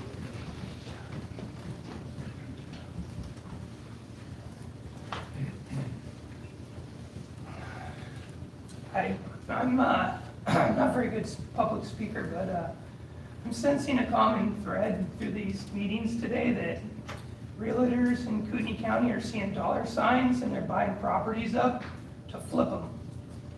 And I assume Kevin's paying this fine gentleman here a lot of money to check every box. Kevin's nothing, not thorough. When he bought this property, he sat on my front porch with my wife and I and talked about how him and his family were gonna move there and their kids could ride motorcycles with our kids, which I guess actually wasn't his plan all along. I felt like I was taken for a ride by Kevin, and I just want to say that on the record. We chose to move out here because it's rural. I don't care about amenities. I don't want to patron somebody's place. I moved out there to be away from that. There's another house going in. It's not on this map. And so to say that it's common to have this be commercial is, I don't think, truthful. One of the parcels that's listed as commercial has cows on it. Okay, it might be listed as commercial, but that's pretty rural to have cattle grazing. New Leaf is pretty, it's dirt works for the most part. Like a lot of people here have said, the first thing everybody does is they cut down all the trees. First thing. They're gonna sell it, they're gonna divide it up and carve it up, and there goes another little chunk of North Idaho. You are kind of the only recourse that little guys like us have. I'm just a guy that goes to work, I'm trying to raise a family, and do the right thing. I don't have big bucks, I can't hire lawyers and guys to go out and test things. These state agencies that checked off on all this stuff, they don't have a dog in the fight. They don't live there. It does not affect them. It might be legal, but it's probably not moral. It's probably not the right thing what he's trying to do. Again, he sees dollar signs. And if that's how we want to be in Kootenai County, then I guess so be it, but that's not the right thing, in my opinion. So I just ask that you please, for the little guy, just consider not rezoning it. Thank you, sir. Thank you.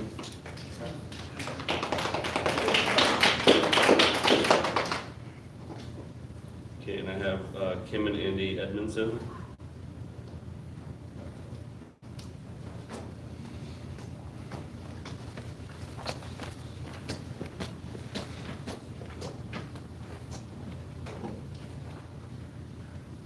Thank you, Mr. Groundrath, for this opportunity to be able to speak to you today about this rezoning change.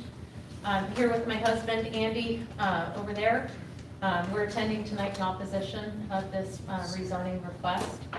I did submit a letter that you do have presented to you through email, and I also came and handed one in, making sure I hit the right timeline.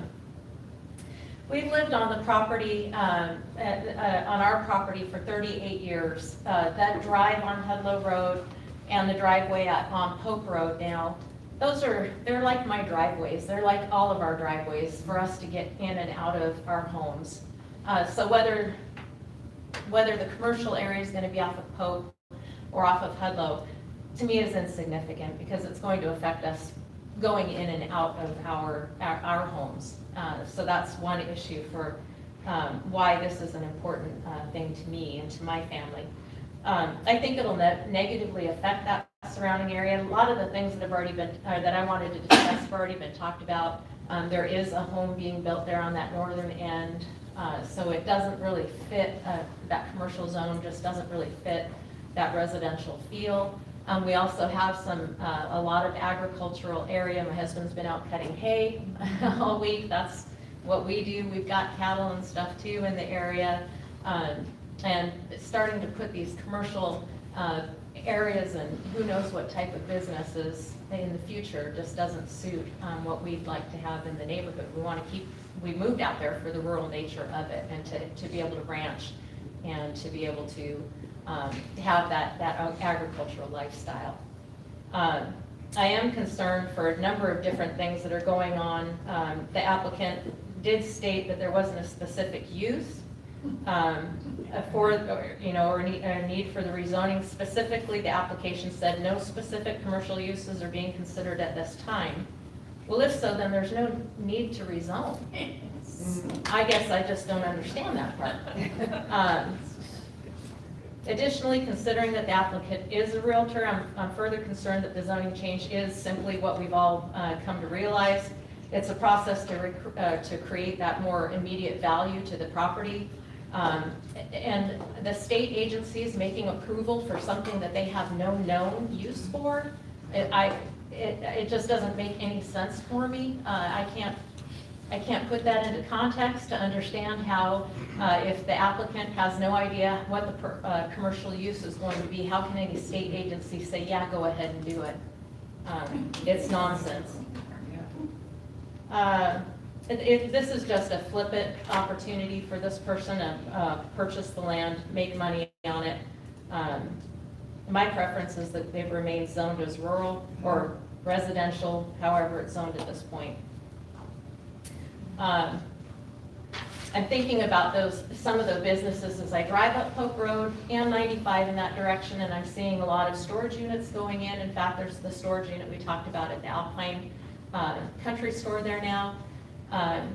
They do clear all of the trees out. Elaine brought that up. The noise factor from when that happened up the highway for the train noise in 38 years, never heard it till those till those trees came out. Train sounds like it's driving right through our bedroom window now.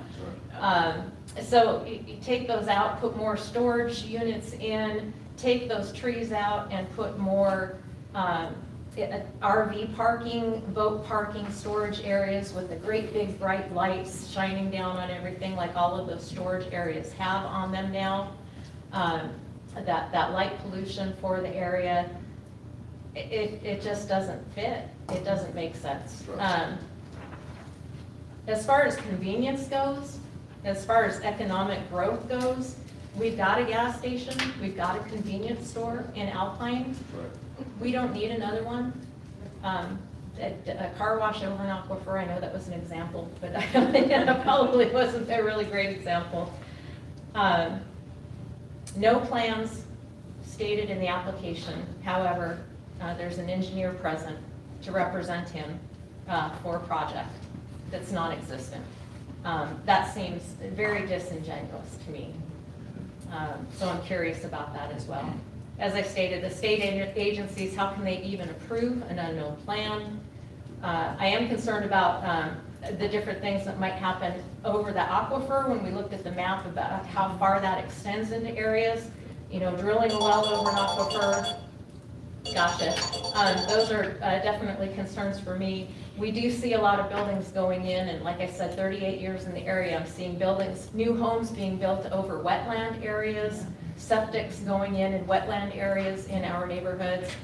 How do I know if those issues aren't concerns to the agencies that are inspecting them, that these others will also be inspected properly? For those and a number of other reasons, my husband and I are definitely against this proposal. Thank you.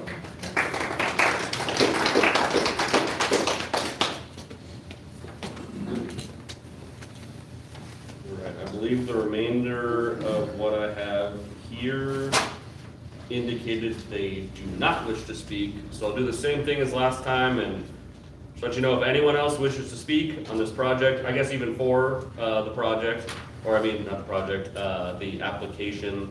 Now is going to be your last chance to do so. You'd like to? Okay. Are you on here? Do I have Yes, I am. Glenda Horton. Okay, thank you. And once again, thank you for allowing us to have our say in this. My name is Glenda Horton. I live at 1732 East Grand Tour, and that's my property just up the curve from the said change that you're wanting to do. My biggest question is, I've read the minutes from our water meeting, when Mr. Jeffrey has attended the meetings, and from what I take from the minutes, he's wanting to turn the dirt into commercial, but not the buildings. It's also stated in there that Tyler from Lakes Fire District did not say that he had to have any kind of sprinkler systems or water suppression for the buildings as long as it wasn't commercial. To me, that's, I don't understand how that could be, how you could just take the dirt and make it commercial, but the buildings on it are not. So therefore, they don't have to have any kind of fire suppression. Not only that, but the fact that he's wanting to come in there with no plans and just expect everybody to accept it. And once again, my husband and I, Richard Horton and myself, we oppose this because we prefer to live rural. Thank you very much. Thank you. Anybody else like to speak on this proposal? All right, seeing none, that is going to conclude the public comment portion. And there's an opportunity for the applicant to provide rebuttal. All right, thank you again for the record, Jeremy Terzulli, and to clarify, I'm not an engineer, land use consultant, as I stated earlier, so there has been no formal site plan on here. There aren't any plans somewhere stashed on a hard drive that we're waiting for this approval so that we can deliver them to the county. What I've said is, what my client has told me is that there is no proposed use at this time. I tried to outline that in my presentation, why one would do that, and it isn't to be disingenuous. It isn't to try to hide the ball and get something approved and then slam something through later. Typically in this business, you will get what we refer to as entitlements on a property, which says this zoning will entitle an individual to construct these types of structures or provide this type of service or this type of use on this property. That is entitling a property. You cannot market a property either for sale or for lease that doesn't have the proper entitlements if that's what you're trying to do. So I'm just trying to offer clarification right now because sometimes I forget. This is my world. This is what I do day in and day out. And a lot of times the general public doesn't fully understand. How can an agency sign off on this if they don't even know what's going on here? Well, they look at the commercial zoning, which is what's being proposed. They look at the myriad of uses that would be allowed within that zoning, and then they make a logical assumption as to what use might go here, given some of the additional guardrails that I talked about. The special notice permit that is required if there are greater than 50 trips per day on a commercial property. So that is what they do. And if you will notice in the packet, they always reserve the right to comment, and they will be noticed for comment at time of development. If you look at the fire department, Tyler goes through with his, and he states all of his boilerplate, and then he also states they must be in compliance when they come forth with additional applications, building permits, special notice permits, whatever they may be. So the agencies go off of the information available. They apply the uses allowed within the zoning, and then they offer their comment to that. And they also reserve the right to comment at time of application of building permit or site disturbance permit or special notice permit. So hopefully that clarifies that for members that showed up here today, residents of the area. As a reminder, and again, because this is what I do just about every day, the zone change per state law is a quasi-judicial process. So in essence, what that means is there are standards of approval. The standards of approval are set forth by the county with guidance from local land use and planning at the state level. Then the county offers an application and it is codified that says if these standards of approval are met, then the hearing body has the authority to approve the request. If the standards of approval have not been met, then they could deny the request. Any affected party has the ability to appeal the decision of the hearing body. That is not you. You are going to offer a recommendation to the county commissioners, and ultimately our elected officials will render the decision on this. I believe the staff report, Vlad's presentation, and my presentation have identified and proven beyond a shadow of a doubt that all of those standards of approval have been met, with the one subjective standard left for us to figure out, which is, does it fit the area context? I think that's what we're down to. Alpine Water has been satisfied, even though so many people have brought that up. They said any future use on here must meet the historical use on the property, and any additional use will have to be sourced by the property owner or the developer, or another method has to come about. So I think we're just down to, does it meet the context of the area? And I believe that the creators of the future land use map and the comprehensive plan created that escarpment as a very clear delineating line. And that was done prior to the extension of Pope Road. They acknowledged 500 feet as the crow flies from Highway 95, that as redevelopment occurs in this area, it is likely to be higher intensity uses, very similar to Highway 95. So we believe, and I respectfully disagree with some of the people that spoke today, we believe that it does meet the context and that it is consistent with the historical growth patterns in the area. That is our position as the applicant. That is Mr. Jeffrey's position as the person that brought this project to me and my engineering compadres. We believe it meets all of the standards of approval, and we respectfully request a recommendation for approval. And if there are any clarifying questions I could offer at this point in time, I'd be happy to do so. I have no more questions for you. Thank you very much, sir. I have a question. Earlier on, you, gentleman here had talked about compatibility, and it was 8.8.201, I believe. Are you able to put that up so we can see that again, as early on in your presentation, as far as compatibility? We can put it up while, because I am going to take a brief break for our next one. I'll ask the staff to put that up, but that is going to be the end of this hearing tonight. But if you can put up the approval criteria for him. But with that, I'm going to close the public hearing for Zone 25-0004, the Kevin Jeffries zone change.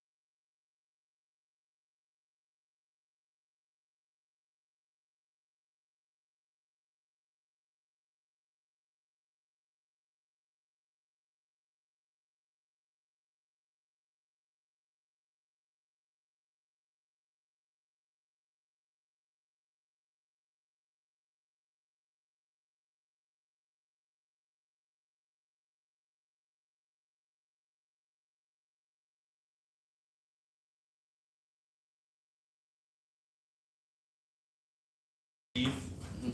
You can call witnesses if you want. You can present us with exhibits, and anything else you want to enter into the record. Okay. And then there's the opportunity for, I believe, the city to make their, basically their response case in chief. So I do see a couple people that signed up. So after you do make your case in chief, there is an opportunity for affected parties to provide testimony. This is what we had a little bit of back and forth about with the county attorney about our procedure for this, just to be, not hiding the ball or anything. So the county's position is that affected parties, basically someone who could have filed the appeal, is allowed to essentially give public comment, but sort of in the way that they're an affected person and they're gonna advocate for one side. Okay. Okay. So, I believe I see that Mr. Foreman might be here to do that. And then I'll have to kind of run down and make sure who I know everyone is. So if we got everyone filled out, so who's the named appellant on this? Is that you, sir? Yeah, that's me. Okay, go ahead and tell, what's your name? David Eppey. Okay, all right. Reba.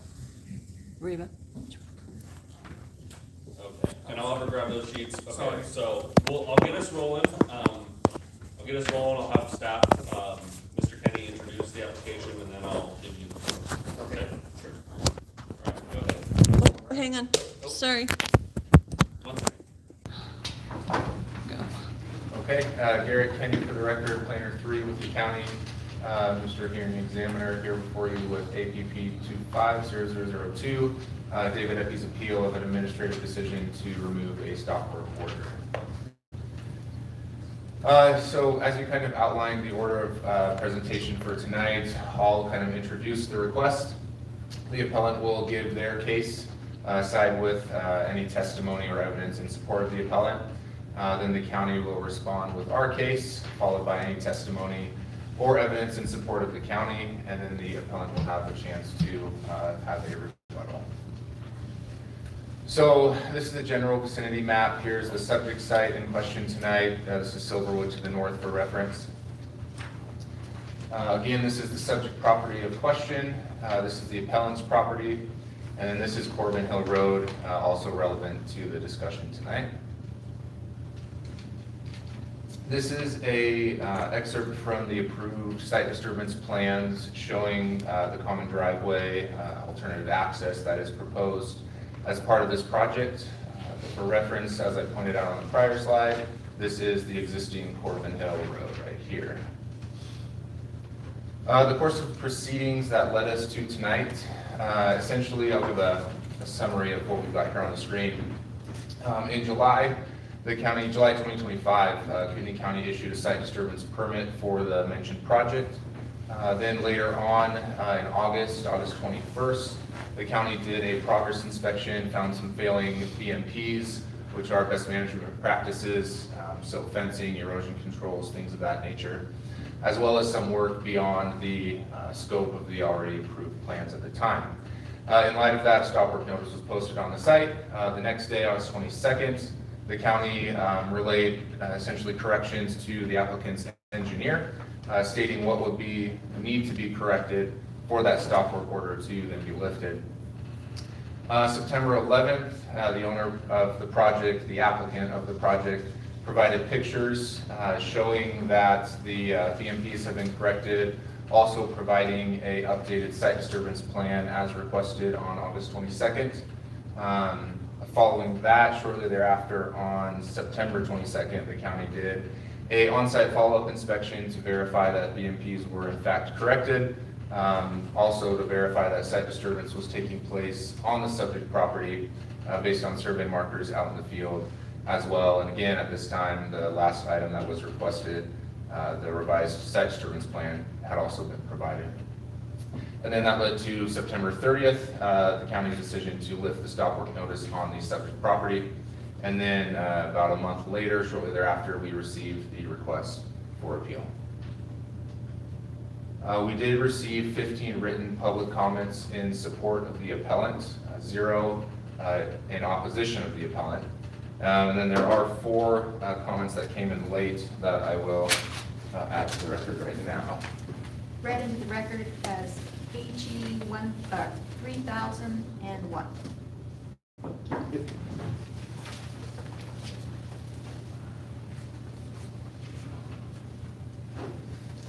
believe that leads us again to, this is a summary of the request from the appellant, essentially seeking reconsideration and an administrative appeal of the county's decision to remove that stop work notice on September 30th.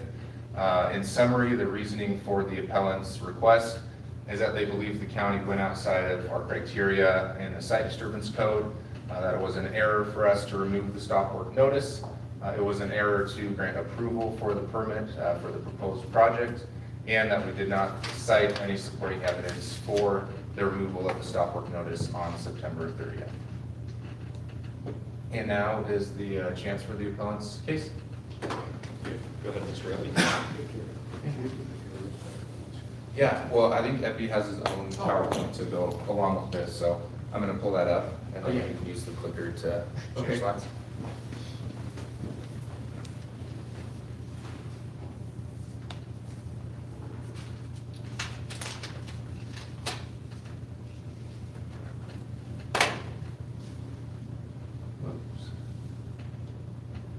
Is this correct? Yes, that's okay. Okay, hi, I'm David Eppey. I'm the appellant, and I'm just going to run through today exactly how we have been dealing with this site disturbance for approximately 4 years now, and the progress that has been made, and what we think the county may have or should have done along the way to make this project in compliance.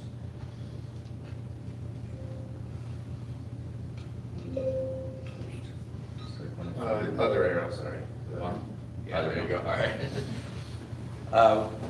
In 2020, actually in about 2020 or 2021, the Duncans purchased a property, a 10-acre property,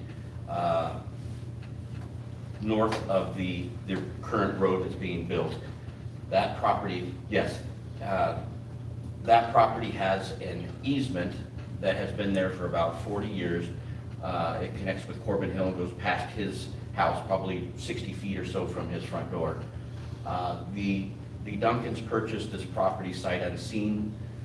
So shortly after they got into the property, they decided that they did not like having an easement close to their front door, and that they wanted to move it to the south side of their property.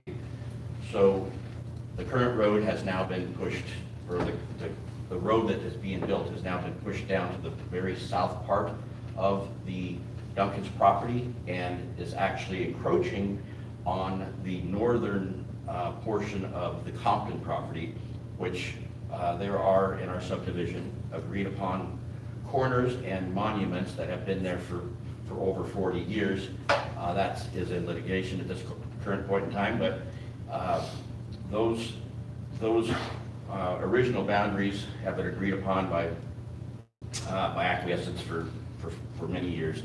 But Mr. Duncan got a survey which shows that the boundary line is further south than what the actual agreed upon line is. So that's in litigation now. That's still to be determined. But either way, in 2022, he began his, or 2021, he began his road, bulldozing, pushing a lot of rubble and topsoil from a neighboring property onto the south side of his property to start making a road to change the easement. So in 2022, shortly after he began, the county was told about it, to let them know that this road was being built, that there's no site disturbance permit. The Duncans at that point decided that they would claim that this road is a logging road. That road, I think they're trying to think that maybe a logging road would have a lot fewer requirements to keep the road in check, and it's expensive to do a road at that scope that they're trying to build. So in 2022, it was called a logging road, and at that point, the county decided to pass it to the Idaho Department of Lands to determine, if this is going to be a logging road, and if the logging road is being built to the logging road specs. The Idaho Department of Lands came out and they determined that the road was not a logging road. And, sorry, when Diane from the Idaho Department of Lands came out, she did an inspection, and she determined that there was very few stumps. There's excessive road building. The road was being built with improper fill, and that there was asphalt, concrete, and nothing has been put in lifts or compacted at that point in time. So she also pointed out that there is a culvert that had been installed under the road, and that culvert was in the wrong direction, and that would ultimately erode the southern property over time, and that was determined that those would need to be fixed. But she also determined that since this was not a logging road, that she would refer it back to the county. So when the county got note that it's not going to be a logging road, they opened a site disturbance permit. The county at that point in time did an evaluation on the scope of the work that's going to be done in this road, and Adam Knight, a former planner for the county, he determined with the county's evaluation that the road is a high risk disturbance. So that means that the high risk would have to have a professional engineer design to determine that it's being done safely, being done properly, to assure that the erosion, the slopes, the grading is done properly through the permit and the engineering plans. And then that also requires bonding of the project, which is 150% of the expected cost of the project to be bonded. So in the beginning, from the very start, even the Idaho Department of Lands, they see that this road is very steep. The slopes are extremely steep. Even Adam Knight said the current slopes looks like they're going to be 90% grade or higher. And even Mr. Cohn, who is the engineer on the plan, when he put in his engineering plan, he says these slopes are not to be greater than 2-to-1, which is the county code. But also David Callahan, the former director of the county, he also noted that these, based on the plan, based on what was being proposed, these slopes will be around 69%, which is 2-to-1 is 50%. So 69% is significantly more than what it should be as far as the slopes on the road. And with the requirements of the plan, when the engineer drew up his plan, he determined what needed to be done to make this a safe road and to comply with the county. He determined that the slopes are not supposed to be greater than 2-to-1. He also noted on his plan that there has to be a minimum compaction of 95% compaction on the lifts. Also, the project has to have best management practices, which are BMPs. Those allow any sediment, any erosion from going on to neighboring properties. It's supposed to prevent that from happening. And that even in the permit or the engineering plans, it does state that any deviations from this will have to be run through the county for approval. Well, the county codes and the initial site disturbance permit and engineering plan called for a maximum of 10%. grade, which in order for the fire department to actually use the road or have it be safe enough for their emergency vehicles to drive on the road, it has to be 10% or less. I think there are some cases where it can go as high as 12%, but this road now has a 25% and a 15% grade, and that's on the most current plan that they've pushed this site disturbance plan and the engineering plan up to this extreme grade because they are, I'm assuming they've determined that they cannot build this road to a 10% or less grade. So the county staff, they I pointed out at one point that the road is not anywhere close to the actual engineered plan, which you can see on here that this is the engineered plan. The gray road here is where the engineered plan shows the road needs to be. And then the orange line here is where the actual road is. And as you can see, it's touching, and if you go by the original boundaries of the property, it's actually over their southern property line. Now, at that point, the county contacted the engineer regarding the road being so significantly deviated from the engineered plans, and the engineer ultimately said this will be determined and changed on an as-built plan at the end of the project, which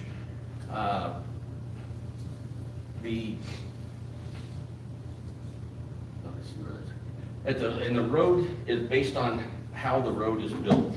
The proximity of the current road is so close to the property line that they cannot do a proper drainage of the stormwater that comes from the property above. So there are actually two culverts on this engineered plan. One is about here and one is down here. Both those culverts require a catch basin beyond with riprap, and those culverts currently don't have enough room to even put in a catch basin or riprap beyond those culverts without further encroaching on the southern neighbor's property. So that, based on the engineered plans, the reasoning, I'm assuming the engineer designed the road up further is not only because of the topography of the land, but also because that you needed to leave room for proper erosion control. So as the county even pointed out on their site visits that the road is currently constructed and not even close to the alignment.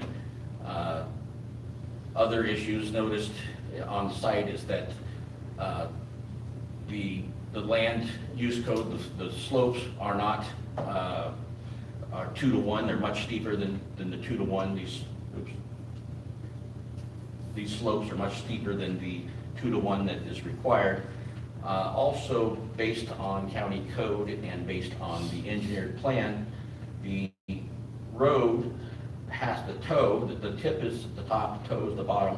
The toe of the road has to be a minimum of 5 feet away from the property line. This orange stake right here is the property line, which is actually the property line that is marked with the county, not the actual property line based on years of acquiescence. That would be further up. But based on the property line registered with the county, it is actually touching this property line, and much rubble, things have gone down beyond this property line and onto the southern properties, onto the southern property. But the requirement is that the road has to be, the toe of the road has to be a minimum of 5 feet from this property line, or 1/2 of the toe to the tip from that road, whichever is greater.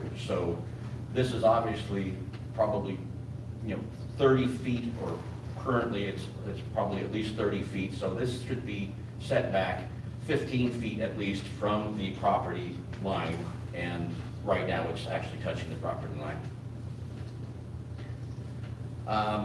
Even Garret had warned in an email that this road being built as an as-built plan, which would mean that they build the road, the engineer comes in later and says, this road is in the wrong spot, but now I'm going to go ahead and make up an excuse basically and come up with some sort of a plan to justify why this road is so far off from its current, from the engineered plan. So even Garret had mentioned that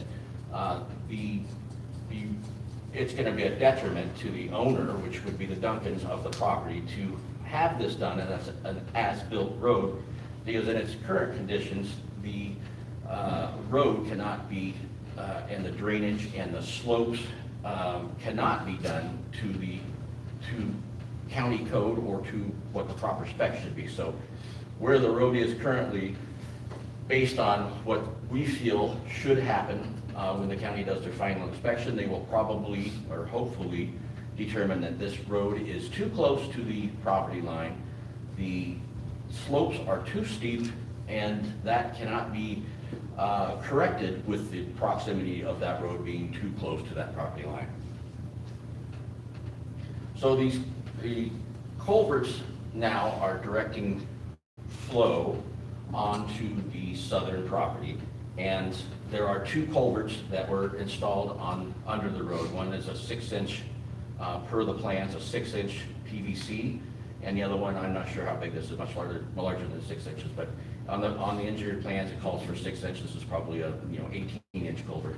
But both those culverts are very close to the property line, and as you can see, any rain, we haven't even had a significant rain in these photos, but even a minimal amount of rain creates a lot of flow onto the southern property below the Duncan property. And what has happened now is that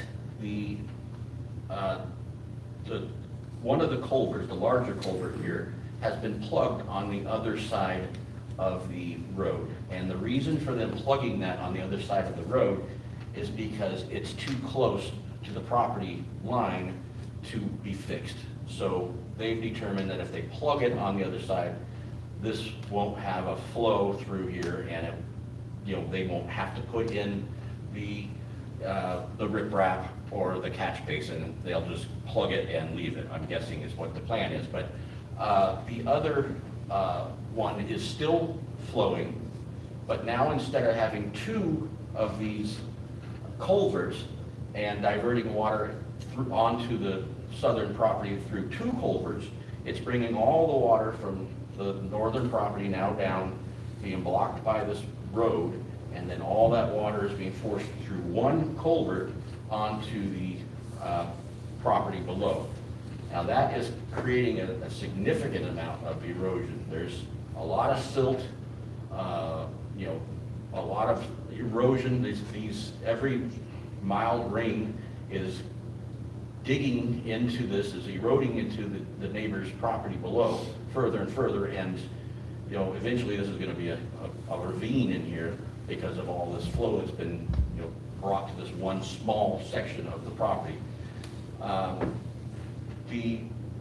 One of the problems that we see all this silt and all the runoff is that the BMPs, the best management practices, the silt fences, are not being kept up in the project. And this project has had the stop work orders, violations. They always have to come out and are told to correct these BMPs, which, as you can see, there's rubble just rolling right over this BMP. BMPs are supposed to be built into the ground 6 inches and keyed in, and then backfilled so that it catches all this silt from going onto the properties. And that has really never happened in this project. I would say 75% of the BMPs have not been keyed in. If you see the project, the BMPs are 3 or 4 inches off the ground. They're blowing in the wind. There's really never been a true inspection, in my opinion, of the BMPs to determine whether they have been done correctly and that they have been keyed in. So with the way that the road is built on the plan, on the engineered plan, it states that that the road should be compacted to 95% standard Proctor. And what they are supposed to do is bring in a lift of fill, which is usually 12 inches deep, and they bring in a lift of fill, and then they need to compact that lift of fill, and that's usually done with a roller. And then you bring in another lift and you compact it, another lift and you compact it. Well, that's never been done. This was just, all this fill was just brought in, and this is also still the original fill that was brought in from a neighbor's property before the Idaho Department of Lands did their inspection and determined that that fill was incorrect, incorrect type of fill, which would be a lot of asphalt and a lot of chunks of concrete, which have eroded down onto the neighbor's property as well. But all that fill is not compacted. So this road was then changed over to the county and continued to get approved, but nobody ever went back to tell the owner that your road has not been compacted, your fill is wrong. You need to take the fill out of there, get proper fill, compact the fill and lifts. That was never done. The road was already existing. That remained and never was gone back to again. So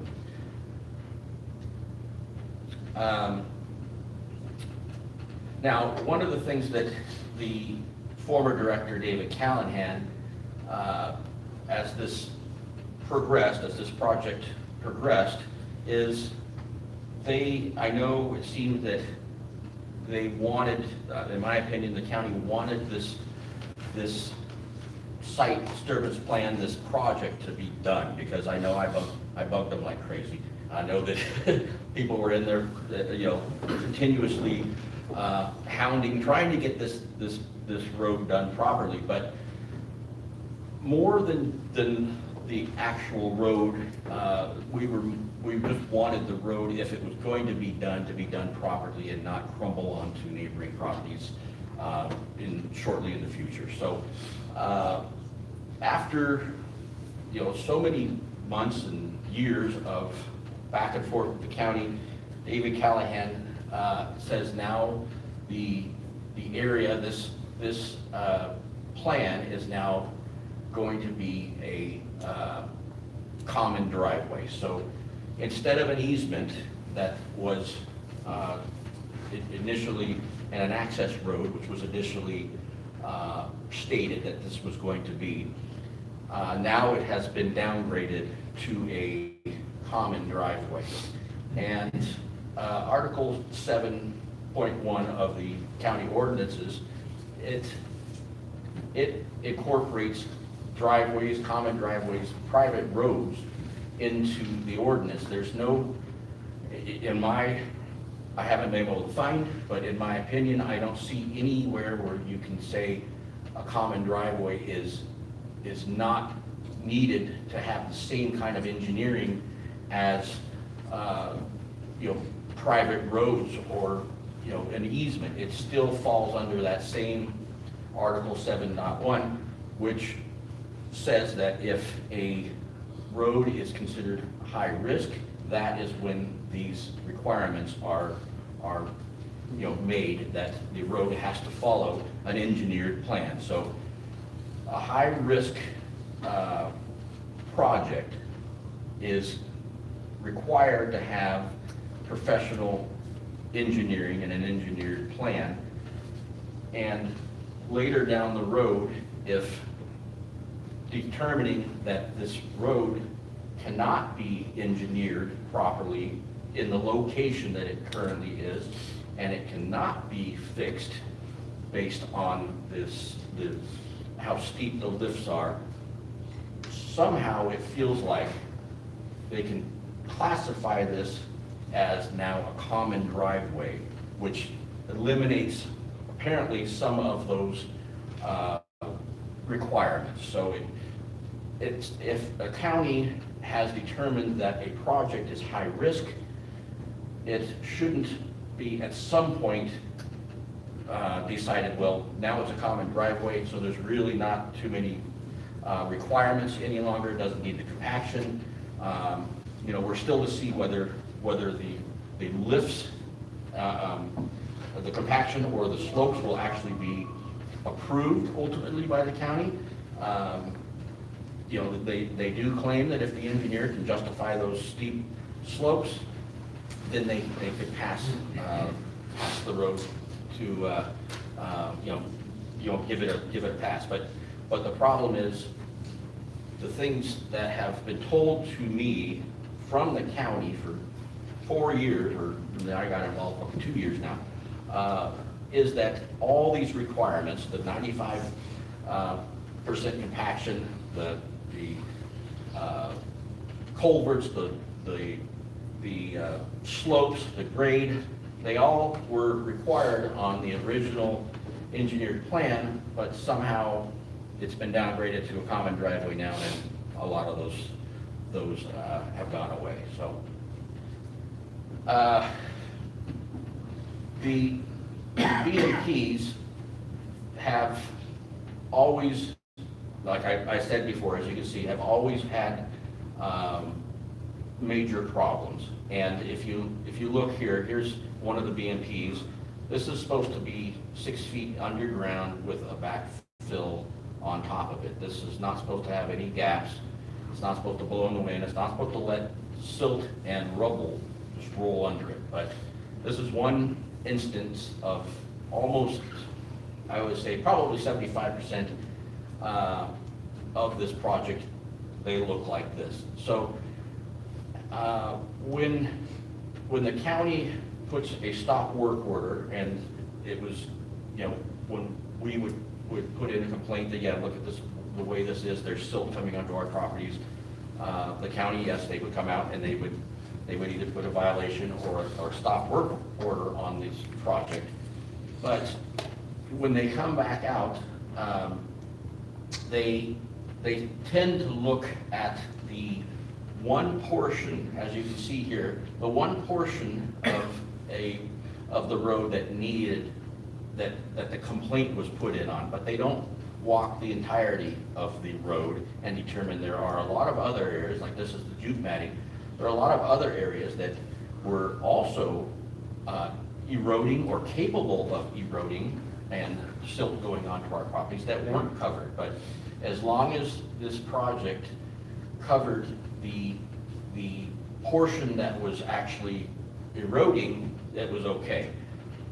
In my opinion, the way this is a problem, because just because something is not eroding today doesn't mean it's going to be eroding in the next rainstorm. So to come out and only inspect where the problem is and ignore the rest of the road, the rest of the silt fence, the rest of the jute matting, I think that should be something that should be changed in our county inspections. I think when they come out to a site, they should inspect the site in its entirety and have the whole thing fixed so that we don't have another stop work or another violations under the next rainstorm, because there's another portion that has now pushed through silt and rubble onto our properties.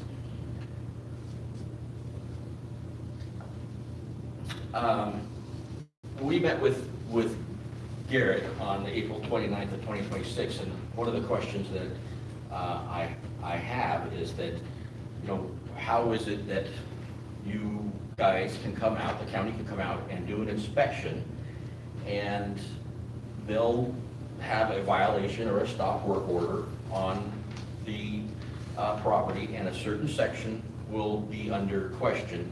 But when they come out and walk to the site, that the portion of it that has the violation, it seems to me that they walk with blinders on. They focus directly on that one section that is has been eroding.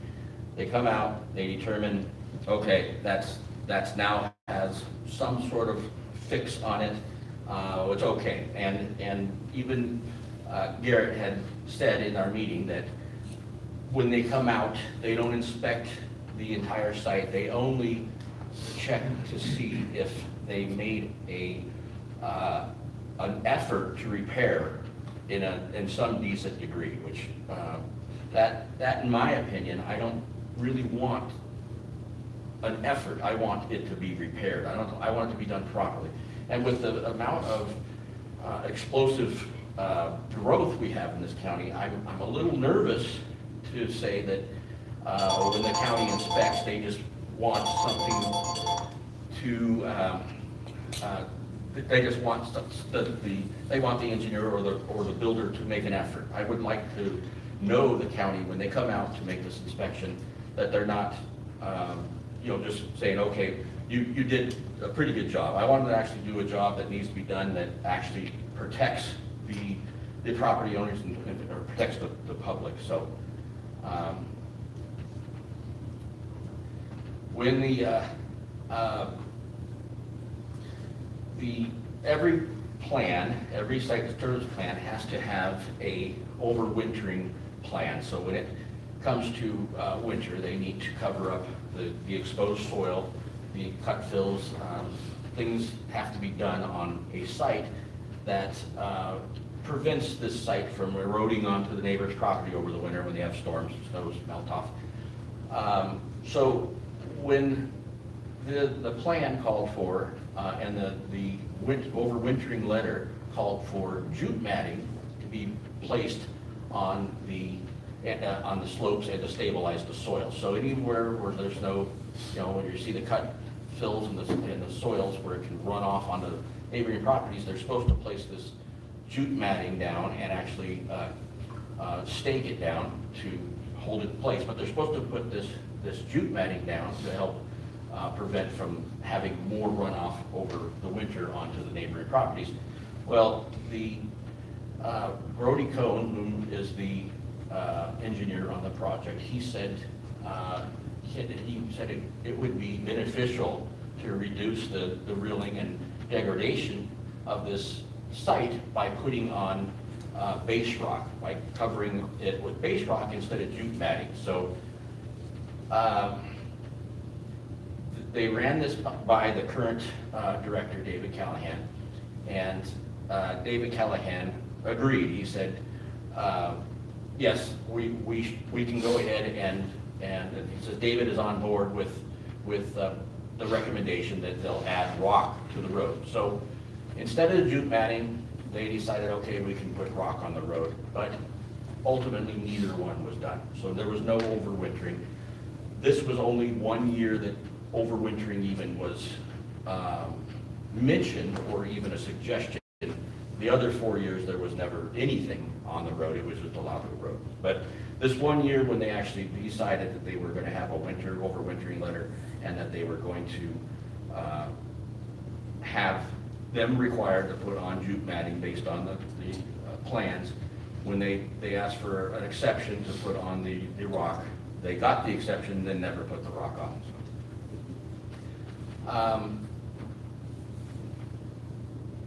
So as you can see, like the previous slides, these are a couple other slides just showing the amount of erosion that comes from a small amount of rain. So it's the reason why I feel, or we feel, that when the county comes to inspect, they inspect the entire DMPs, the entire project, because if you just inspect and make sure the previous problem was they made an effort to fix. Then you miss a lot of other areas that are still in question and still eroding and have been neglected. So with BMPs, based on the plan, they're not supposed to be put in day one and then forgotten about. You can't just have a BMP to start the project, and then when they break, they fall down or get knocked over, and then you don't have any reason to put it back up. It's just, you tried the first time, I'm done now, I don't have to try to fix it. But with this project in particular, these silt fences would erode, would fall down, these stakes would snap, they'd be laying on the ground. Many times the county would come out to do their inspection, and they would walk right past much of these problems to focus on the most recent, or the most recent violation that they say that now has been fixed. So if in the future, I don't know how things can be changed, but I would really like to see the county require an inspection of the entire site rather than just focus on one small section.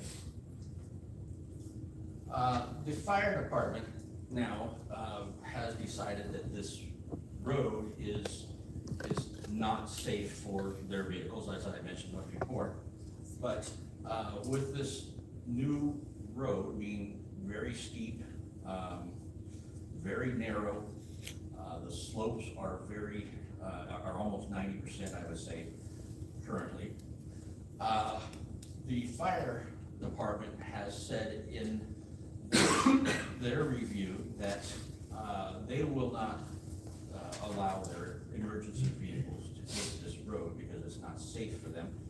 But they've also required in the fire marshal's letter that a sign be installed at the top of each road that says this is not access for their emergency vehicles. So we have a road that is now open, and is now being used,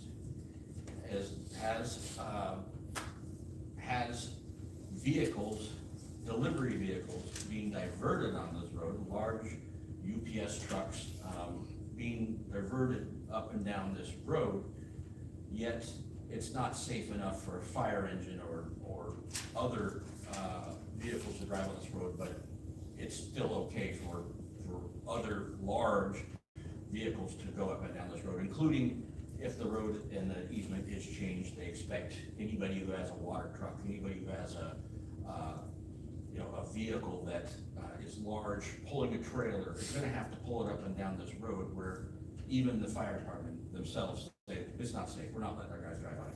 But to this day, this road is now being used. Traffic is being diverted onto this road, and there is no sign installed. So emergency vehicles could possibly take this road if there is an emergency, because there's nothing on there that says they shouldn't. And when you get emergency vehicles and large vehicles and other vehicles taking a road, they don't know it's not safe. I don't know why that hasn't been required, and I feel like that's something that is very important and should be done, I hope, right away. The county, throughout this process, I showed enough things that were in question on the actual project versus the engineered plan. And the county doesn't have their own engineer to review anything. They can only review with third-party engineers, which is strange. That's something that I would hope the county would change somewhere in the future. Even Spirit Lake, a small city, has their own engineer that can oversee some of these projects if needed. But the county and the director, David Callahan, after I had shown enough discrepancies in the engineered plan versus what was actually being built on site, he agreed that yes, we will hire or get our third-party engineer, which her name I believe is Ashley. We will get our third-party engineer to come out and verify this is being done correctly. So the county asks for the third-party engineer to come out and do a field verification, make sure that, you know, the road is being probably, I'm guessing at that point in time, being compacted, being done properly. Well, after David Callahan decides to call or send a text to Ashley, asking her, the way he phrases to ask the third-party engineer is, Ashley, this one is a bit of a sticky wicket. If you are inclined to accept, please feel free to call me to discuss. So when you start out asking your third-party engineer, do you want to really do this because it's a sticky wicket? I only assume in their own minds they're thinking probably not.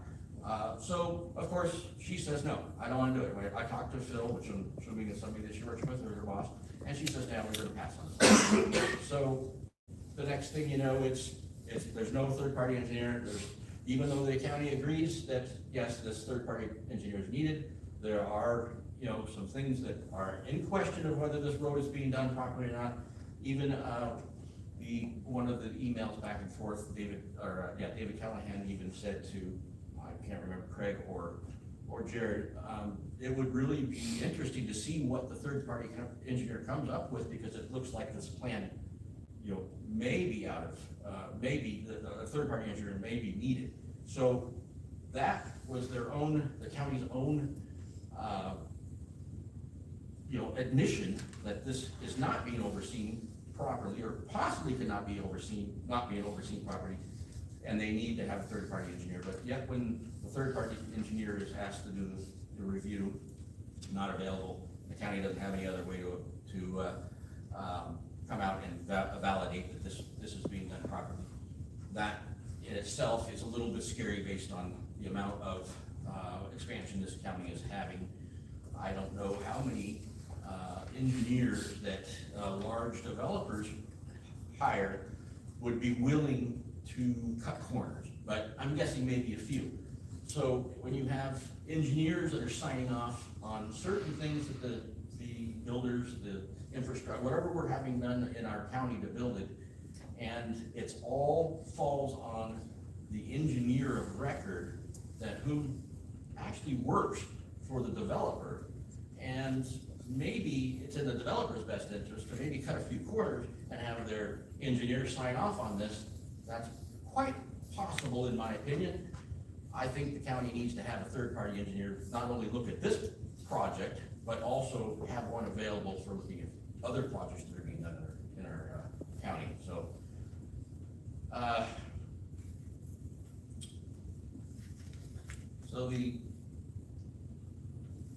So basically what has happened is the pattern has shifted along the way. It was a high risk, now it's a common driveway. 2 to 1 supposedly is the max, unless justified. Before, nothing's changed, it hasn't gotten any better, it's still 69 to 90%. The road is significantly further south than what's on the actual plan or what was on the original plan. There's no room for proper catch bases, no room for the riprap swale to prevent this culvert and the roads from, and the erosion on the southern properties. There's stop work orders, they're taken off, they're put back on. There's no real need in the county to verify that this has been done properly before you take off the stop work order, reviewing one small portion of this project that is in question and then releasing the stop work order when the rest of it is still failing. Probably not the best way to do things. Before we have to have on the plan 95% standard Proctor compaction. Now David Callahan, the old director, we don't really have to do any testing anymore because it's now a common driveway.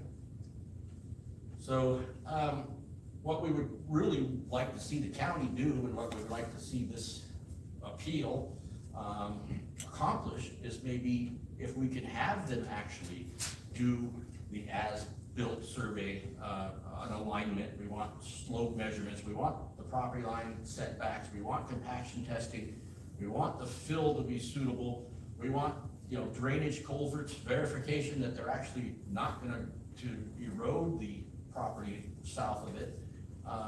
There's a pond on the property that is very close to the road. That pond has never had any hydrological evaluation of whether that pond will ultimately degrade the road. This road is supposed to, and the drainage is supposed to withstand a 25-year storm. It's not withstanding a very light rain at this point in time without completely eroding the neighbors below. So we would like to see who approved the deviation. How is it now, the topography? What has changed that has made the engineer that initially said, yes, the road needs to be in this location, yet the easiest location and the previous location that was done without a permit is just accepted now as the proper location. So we would like to see why this road has been, who approved the deviation and how has it been approved, and more than just the engineer that works for the property owner saying that it's okay.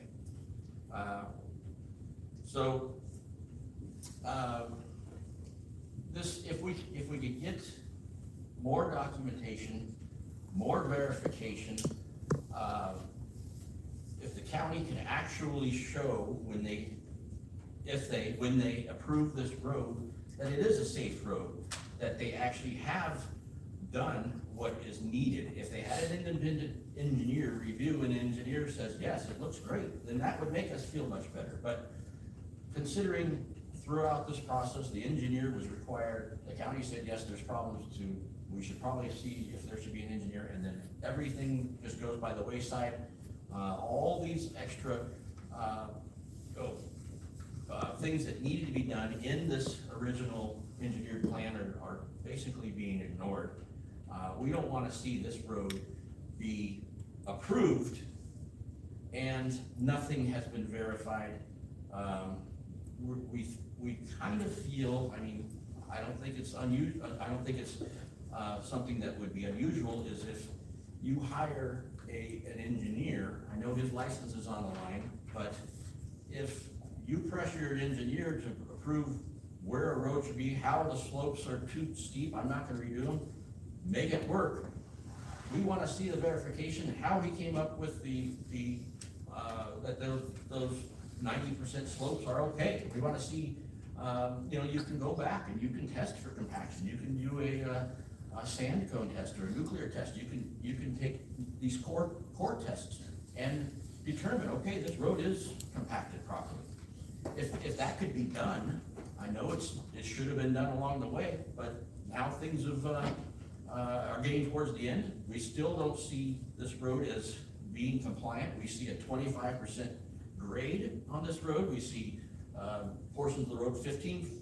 I think that's way beyond what we were told at the beginning that this road should even be as far as how steep.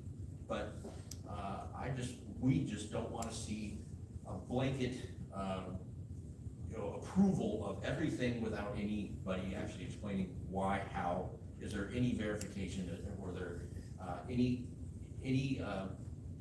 anybody that is above just that single engineer that works for the builder that could actually verify that this road is done properly. So that's basically all I have, and I thank you guys for your time. Okay, thanks. Before I open it up to other people, I just want to ask a couple questions. Yeah. Okay, so what you're asking is for the stop work order to stay in place?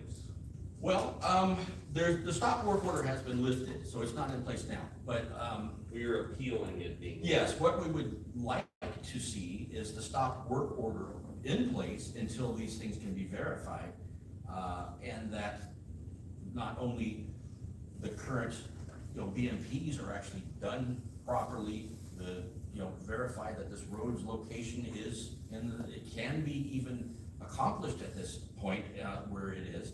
I don't know. One of the things that I kind of have a complaint about now is that the IMS system seems to have gone blank. So in the beginning of this process, the IMS was populated. Almost every email, almost every piece of information, every time that the county would inspect, they would have an inspection report. They would actually have, you know, a report drawing the red lines, what needs to be fixed, what's wrong, what's right. They would put that on there. Now the inspectors come out, they inspect, nothing other gets put on IMS anymore. So somehow it makes me feel like I'm being left in the dark on this whole thing because I can't see anything anymore. Now the road is coming close to completion, and I don't know if there's, I assume there's a lot of emails, information going back and forth between the county and the engineer and the builder and the homeowner, but nothing is being put on IMS anymore. And we don't see, right now, the homeowner is dumping more and more gravel on this project to try, I'm assuming, to try to make it not quite as steep. Instead of 25%, somebody must have, the engineer, the county, I don't know who, must have said, you know, 25% is pretty steep, you need to somehow fix it. So now he's dumping more and more gravel on this road, and based on calculations of the slope, in order to bring a slope down to 2 to 1, the road needs to be wider. So he can't go any wider onto the southern part of the road because he'll be way on the neighboring property, but he's not going wider either direction. So what he's basically doing is just putting more and more gravel, bringing this up level, and now the road is getting steeper and steeper on the side. So I don't think it's being done right, and it obviously doesn't look right, but nobody can explain it, and I can't see anything on IMS anymore. So that would be one thing I would think should be updated on a regular basis. I know I asked the county why it's not being updated anymore, and they said it's not a requirement, it's just something that we can do if we want to. But obviously now they don't want to. I think I'm gonna follow up some of these questions with the county. But I reserve the right to ask you more questions later. Sure, no problem. Okay. Thank you for your presentation. All right, thank you. And can anybody else speak? Yes, so, what we're gonna do now is, open it up to affected parties, that are on your side essentially in favor of the appeal. Okay. I've mixed up the order that everybody signed up, so I apologize about that. Is anybody dying to go first? Sure, I'll go first.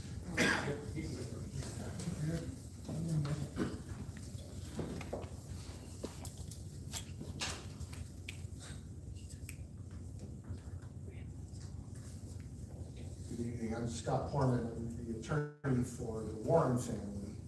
I'll show you, yeah, so this is the Eppey property, Duncan, and Warren. So, you see Corbin Hill Road goes through the Duncan property, and then from that point across the Baum property, it's a private easement for the benefit of the Warren parcel. That's the access, historic and current, to the Warren property. What Mr. Eppey left out of his presentation was the fact that Mr. Duncan began construction of this replacement road along his southern boundary, I think 2020, 2021, without any permit, without anything. And the county gave him a notice of violation. He ignored it. They recorded the notice of violation. He kept going. He got letters from the county prosecutor saying, you really need to stop violating code with this road construction. He kept going. So the county sued Mr. Duncan to enforce the code. And that's when he finally stopped, and eventually, through resolving that civil litigation by the county, applied for the current site disturbance permit, along with his neighbors, the Baums, to the west. So the whole purpose of building this new road, and this is right in their application narrative for the special site disturbance permit, the whole purpose was to build a different access route from the beginning of Corbin Hill at the southeast corner of the Duncan parcel, so that the Warrens would have to use the new road as a replacement for current Corbin Hill. And then when that new road is finished, Duncan and Baum said, we're gonna gate off Corbin Hill and you will no longer be allowed to use it. That's what they said to the Warrens. They put that in their narrative. That's the whole reason for building this road, to reroute the Warrens away from their houses across this new route. Originally, it was gonna dead end at the southwest corner of the Baum parcel, as you saw in that engineer's plan. When they realized that would never fly, because it doesn't even connect to the current driveway for the Warren property. That's when they came back with a revised plan that makes a hard right turn and goes straight up the hill along the eastern boundary of the Baum property. So that's the current plan.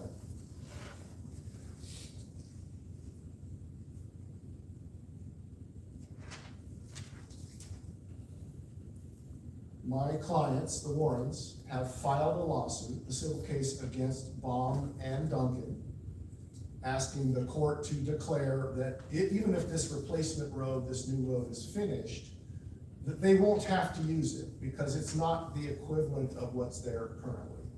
Corbin Hill, it's hard to tell from the aerial, but it basically runs along a ridge, so it's relatively flat. The new road that they're building doesn't follow any normal contours for a road. It goes down into a hole where you saw that steep, almost a dam along the southern boundary of the Duncan property, and then it cuts and goes straight up the hill. So that's why it exceeds all of the slope restrictions that are imposed by code. That's what you get when you build a road where no road should ever be built. You're probably aware Idaho code allows the owner of a servient parcel with an access road to relocate the easement to a different location on their own property at their own expense, but only if the change in the access is in such a manner as to not obstruct motor vehicle travel or otherwise injure any person using the access road. That's quoting Idaho code. Well, this new road that they're building to replace Corbin Hill will obstruct motor vehicle travel, and it will injure my clients, the Warrens, because it's a non-code compliant road. It hasn't been built to code, it doesn't meet code, it won't meet code when it's finished. This, as you heard, this new road has been designated as a common driveway.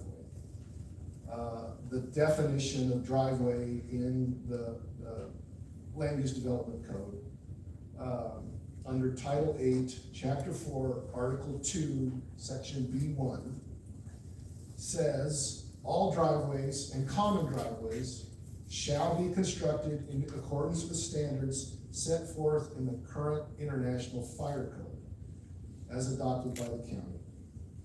That is an objective standard. Shall means shall. So this is a common driveway. It shall be constructed to comply with the International Fire Code. And that's as determined by the local fire district with jurisdiction. That fire district is Timberlake Fire Protection District. Their chief, Cody Wright, has inspected the new road under construction, and he has determined that it does not meet the International Fire Code standard. It's too narrow, it's too steep, the grade is too steep, and it was not built to withhold the weight or the load of their fire apparatus or any other emergency vehicle for that matter. The chief, in notice to the county through IMS and in response to requests for comment from the county, the chief basically said, the road doesn't meet International Fire Code, but that's okay because we're never gonna drive on it anyway. We, the fire district or emergency vehicles, we're not gonna use this new road. So even though it doesn't meet International Fire Code, Chief Wright was basically saying, we don't care because we're gonna drive on Corbin Hill, the existing road. And you're gonna have to put a sign up to direct all emergency vehicles onto Corbin Hill. And you have to have a second sign that directs emergency vehicles away from the new road.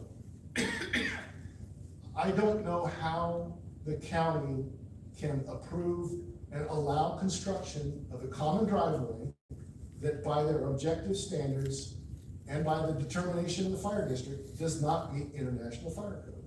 And yet, the county continues to say to Duncan and Baum, fix this problem with the BMP and you can proceed with construction. It's no kindness to Duncan and Baum to let them continue spending money on a road that when it's finished, nobody will ever use. The fire district's not gonna use it, no other emergency vehicle is gonna use it, and my clients aren't going to use it either, because we're going to get a court order saying this replacement road does not comply with Idaho code. It's not the equivalent. It's not, it harms vehicle travel. It's an injury to my clients because it's unsafe. I think you saw in the photographs, it's one lane, if that, in places. It has no shoulder. If you wander off the edge of that road, you're gonna tumble 30 feet down a steep slope. There's nothing to stop you from falling off the road. Two vehicles cannot pass on a one-lane road, and it's too steep. They admit in their own plans by Brody Cone that there are 25 and 15% grades in this road, and that's why the fire district's never going to drive on it, or any other emergency vehicle, and that's why it's not going to be allowed by a court as a replacement for the current Corbin Hill route that my clients have used and others have used for decades. So in their own engineered plans, in their submittals to the county, they admit freely the reason they're doing this is to divert the Warren family from Corbin Hill, that the road they're building will not meet fire code and therefore does not comply with the county ordinance and shall requirement, the mandatory requirement that it meet fire code.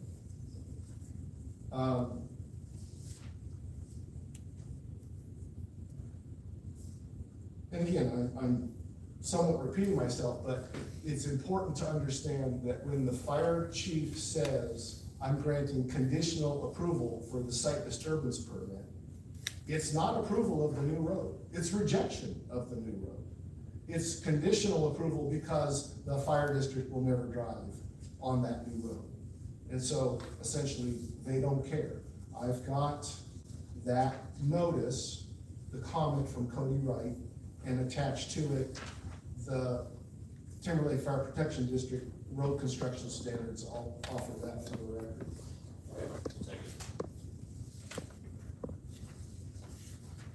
There's also new information, Mr. Hearing Examiner, that is crucial to the analysis and I hope to your decision.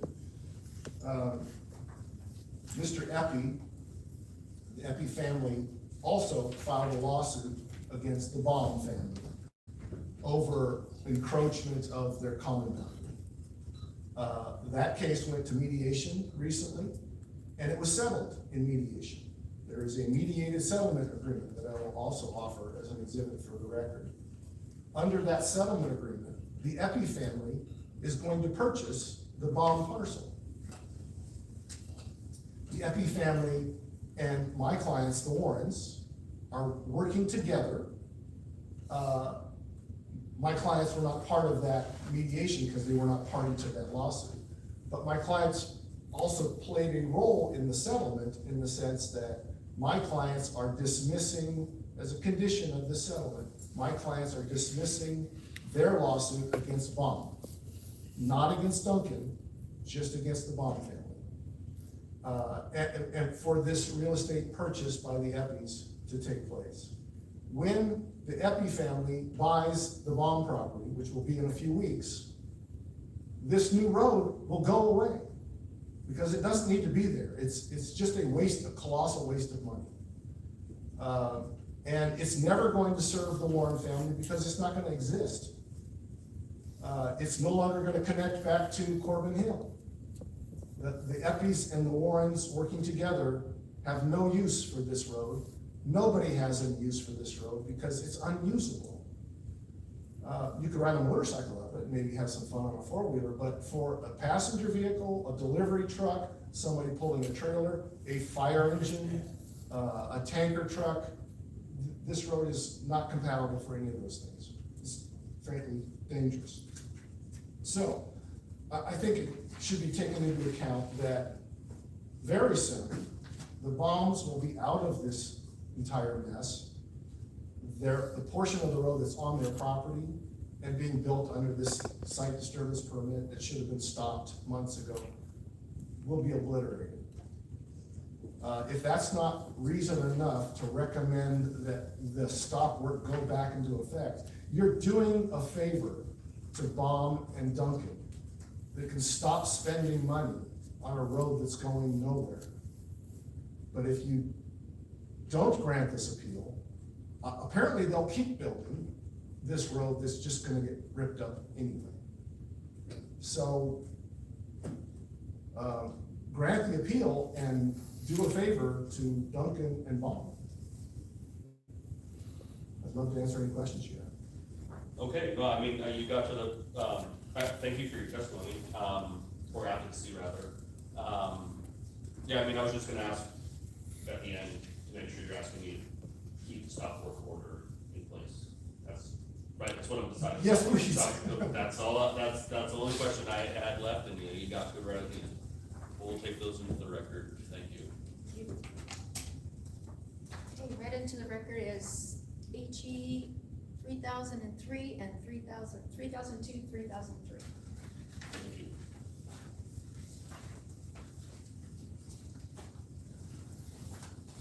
We have a next eager volunteer, or what, off the top.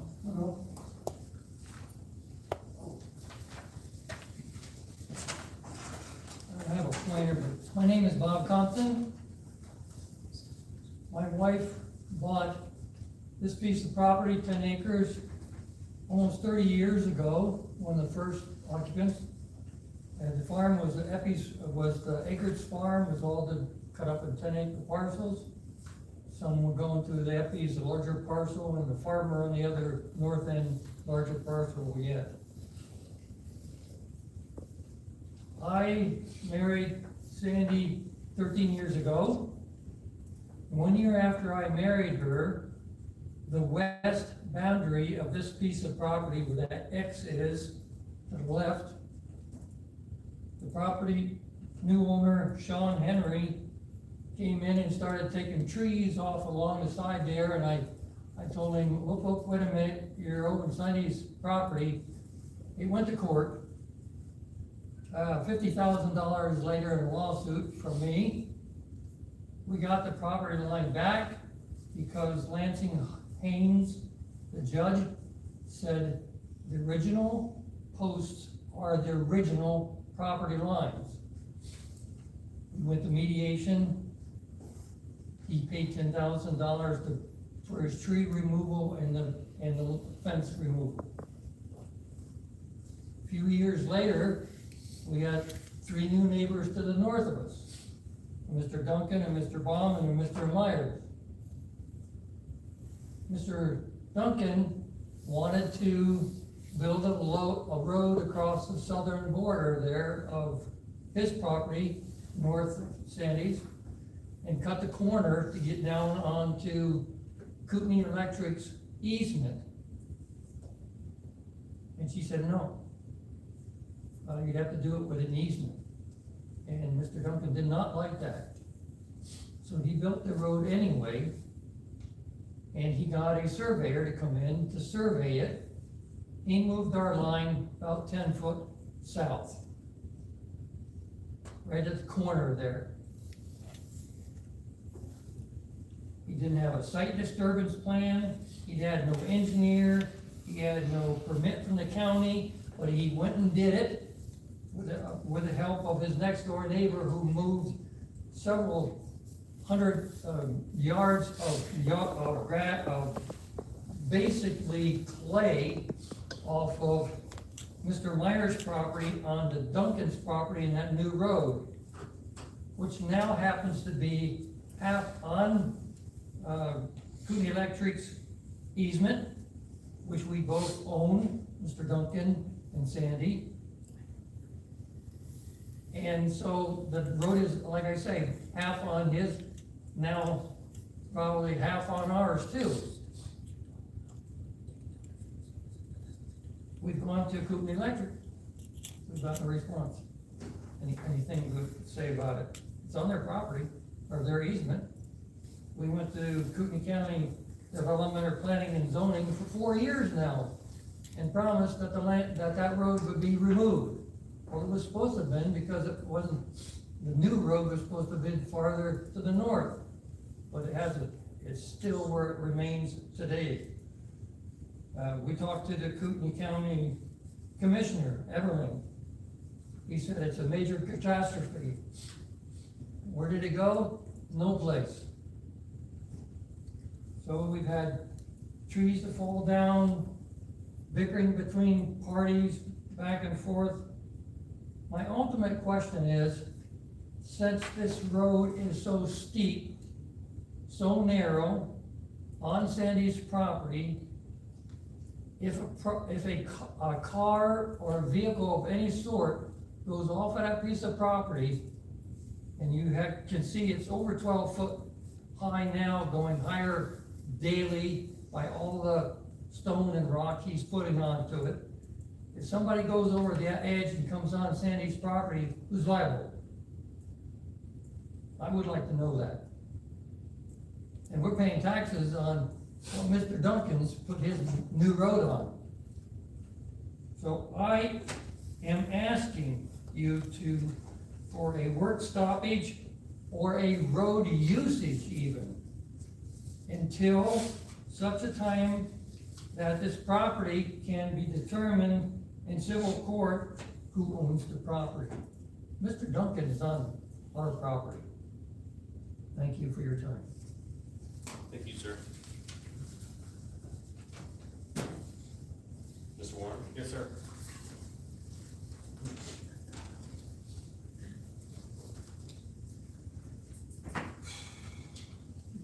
Thank you for your time. Good evening, my name is Alan Warren. My wife and I are affected property owners, and we operate Pioneer Construction. I have been in construction for approximately 41 years. I have worked in Virginia, the Carolinas, Montana, Washington, Alaska, South Australia, Tasmania, and now here Kootenai County, Idaho. Over my career, I have worked under the IRC and the IBC standards, including overseas, dealt with many counties and municipalities, and passed inspections in many different jurisdictions. I have never experienced a project with the level of confusion, inconsistency, clients that I have seen with this SDP 250036. This project began 4.5 years ago as unpermitted road construction. It was originally handled under SDP 220373. Then that permit was abandoned, and then the project was later refiled under the new one. The county classified this project as high risk and required plans. That means the approved plans, BMP's slope requirements, drainage requirements, and other site disturbances standards should have been followed and verified. Now, there's a lot more to that than just that, but 41 years, I'm not going to bore you with the codes.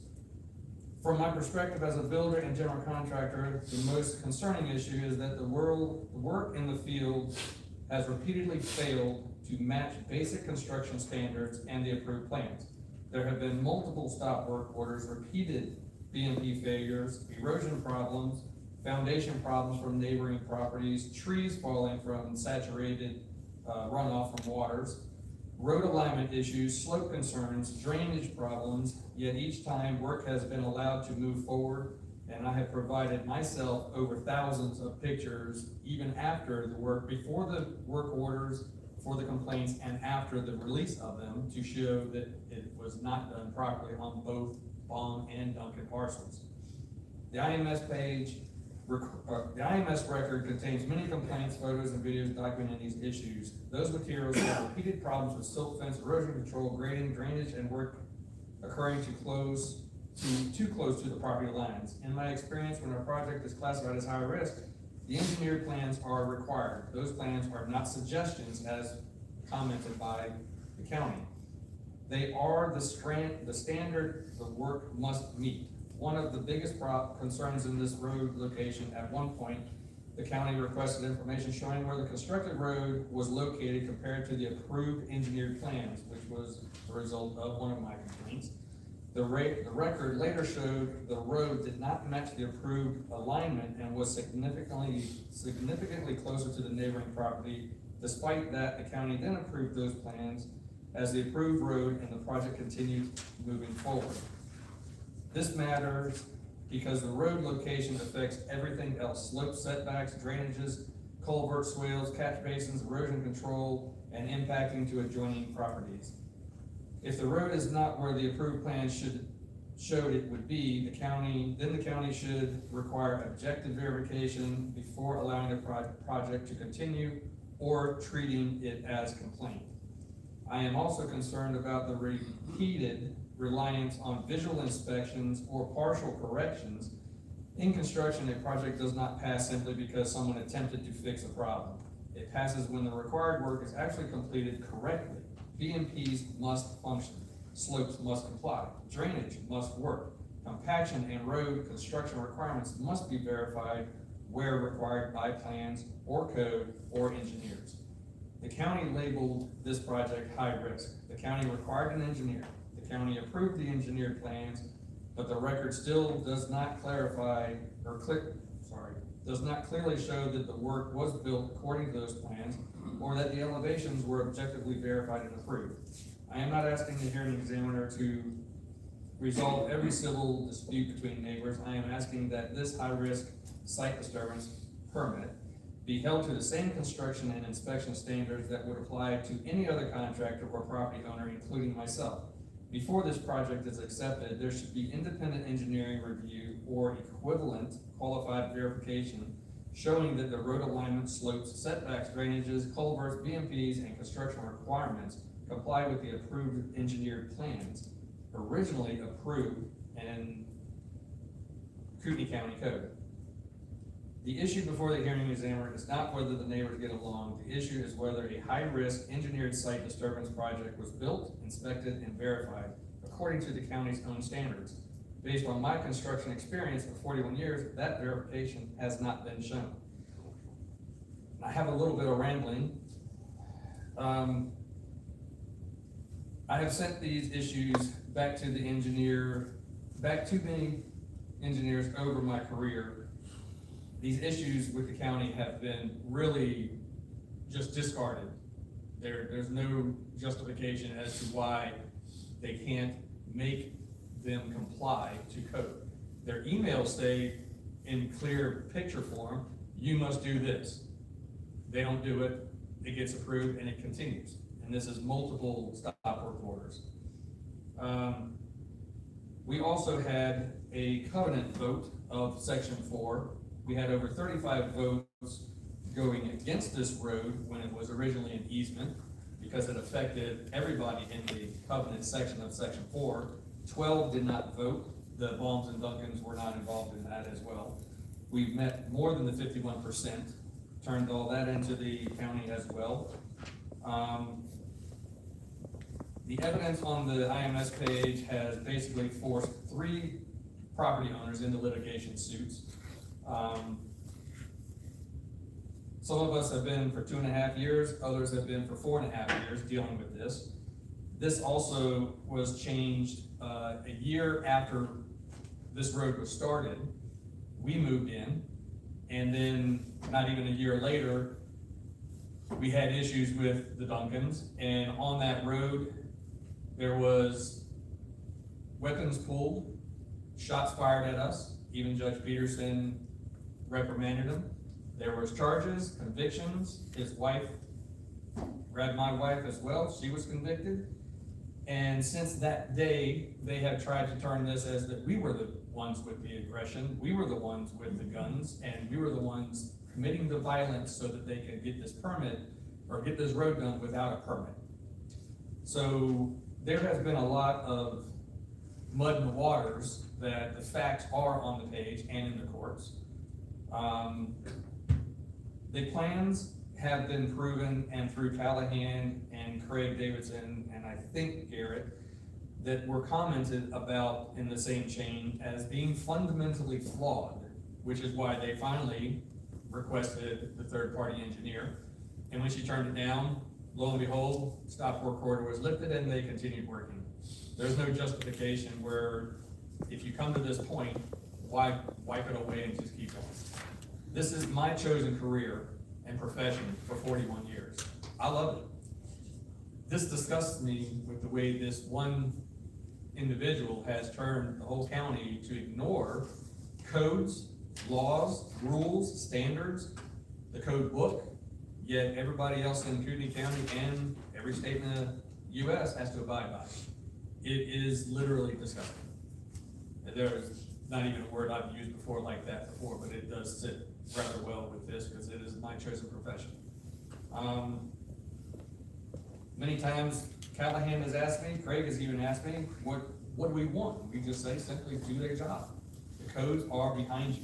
They back you. Nobody's enforcing the codes. Just do their job. That's all we've asked. This is a totally separate issue. For me, this is personal because this is my chosen career.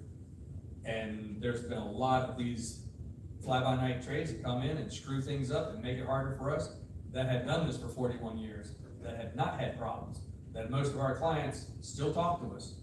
This is not just a whim, oh, I feel like doing this, I want to get an excavator and play on it. You know, this is a serious matter that has affected not only 3 properties, but lives with protection orders, violence that's threatened daily, you name it. And daily means pretty much every aggression you can think of with stare downs, cutting off roads, blocking roads, you know, it's ridiculous. The last thought is basically the codes are, from what I understood and still understand, is for everybody's personal safety. If there weren't no codes, then nobody would care what happened to anybody. But for public safety, there are standards, there are codes, and they're there for a reason. And this guy doesn't have to abide by them. Even some of the thousands of pictures I've provided, it shows the topsoil used from the Myers going down there on this road as it started getting higher has been squeezing out the sediment. That is why topsoil is never used for road or base for a foundation of a house or anything. And if even provided to the county at the beginning of this, the truck driver, Cameron, was my old neighbor. And he was wondering where I was moving to because we didn't tell him. Talked to him right there when he was transferring the load from one job to the other and what they were doing. So again, this is a serious issue that don't know if it's gonna get resolved here tonight, but it's been a 4-year issue for some and 2.5 for serious others. And we would like your input and your thoughts on it to be heavily considered for the facts. Thank you for your time. Thank you. I lost it already. Mr. Mahara. I reserve my comments till after the county gives its presentation. Are you, are you for the Duncans, the property owner? I represent the Duncans. Okay, apologies, yes, so right now would be for, those in favor of the appeal, so, right, thank you for pointing that out. Okay, so now it's gonna be the city's case in chief, and then for any affected parties who gonna speak on behalf of the cities or against the appeal.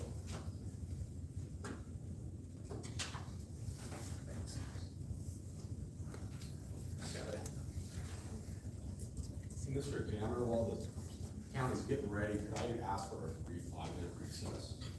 We've been at it for quite a while. We had a brief recess before this one started. Go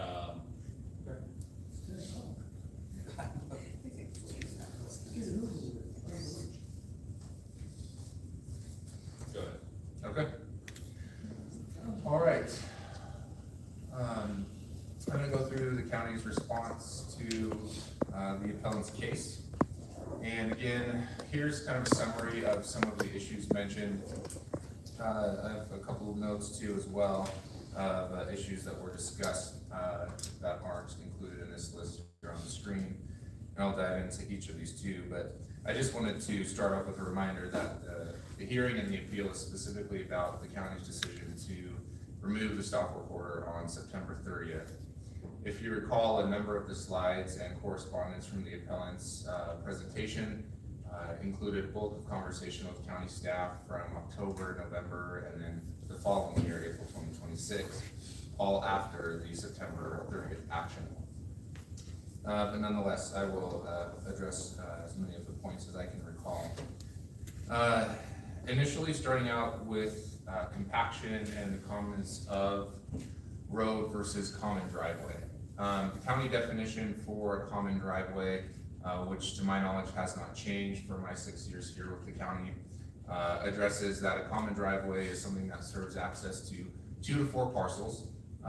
Beyond 4 would then be considered a road. And so when it comes to compaction, our land use code as well as the notes on the site disturbance plans address compaction for roadways, not for common driveways. And so that was our prior director David Callahan's basis for, explaining to the appellant and some of the other concerned parties as to why compaction isn't and wasn't required for this project, because this is a common driveway, not a road. And this distinction doesn't change the fact that this is a high-risk project. High risk is not determined on necessarily what the project is, but rather the site characteristics, slope, surface water, other sensitive types of features. Another thing I wanted to mention too is that one of the documents that the appellants reference showing a revised plan that was never approved, and I just wanted to point that out. So this is a revised plan. If you recall from some of the appellant slides, the initial proposal came from about here, came up more this way, down here, and then up, and then as well as this off branch over here. There was a revised plan submitted that essentially eliminated this portion, but at the time, this had actually already been partially constructed and currently still is in that state right now. So that revised plan was never approved. This was ultimately the revised plan we're looking at. That was approved. That essentially is the deviation from the engineer's original plan, which had the path of the common driveway coming up this way and then backing up to where it currently is as more of an as-built type of plan here that the county did approve.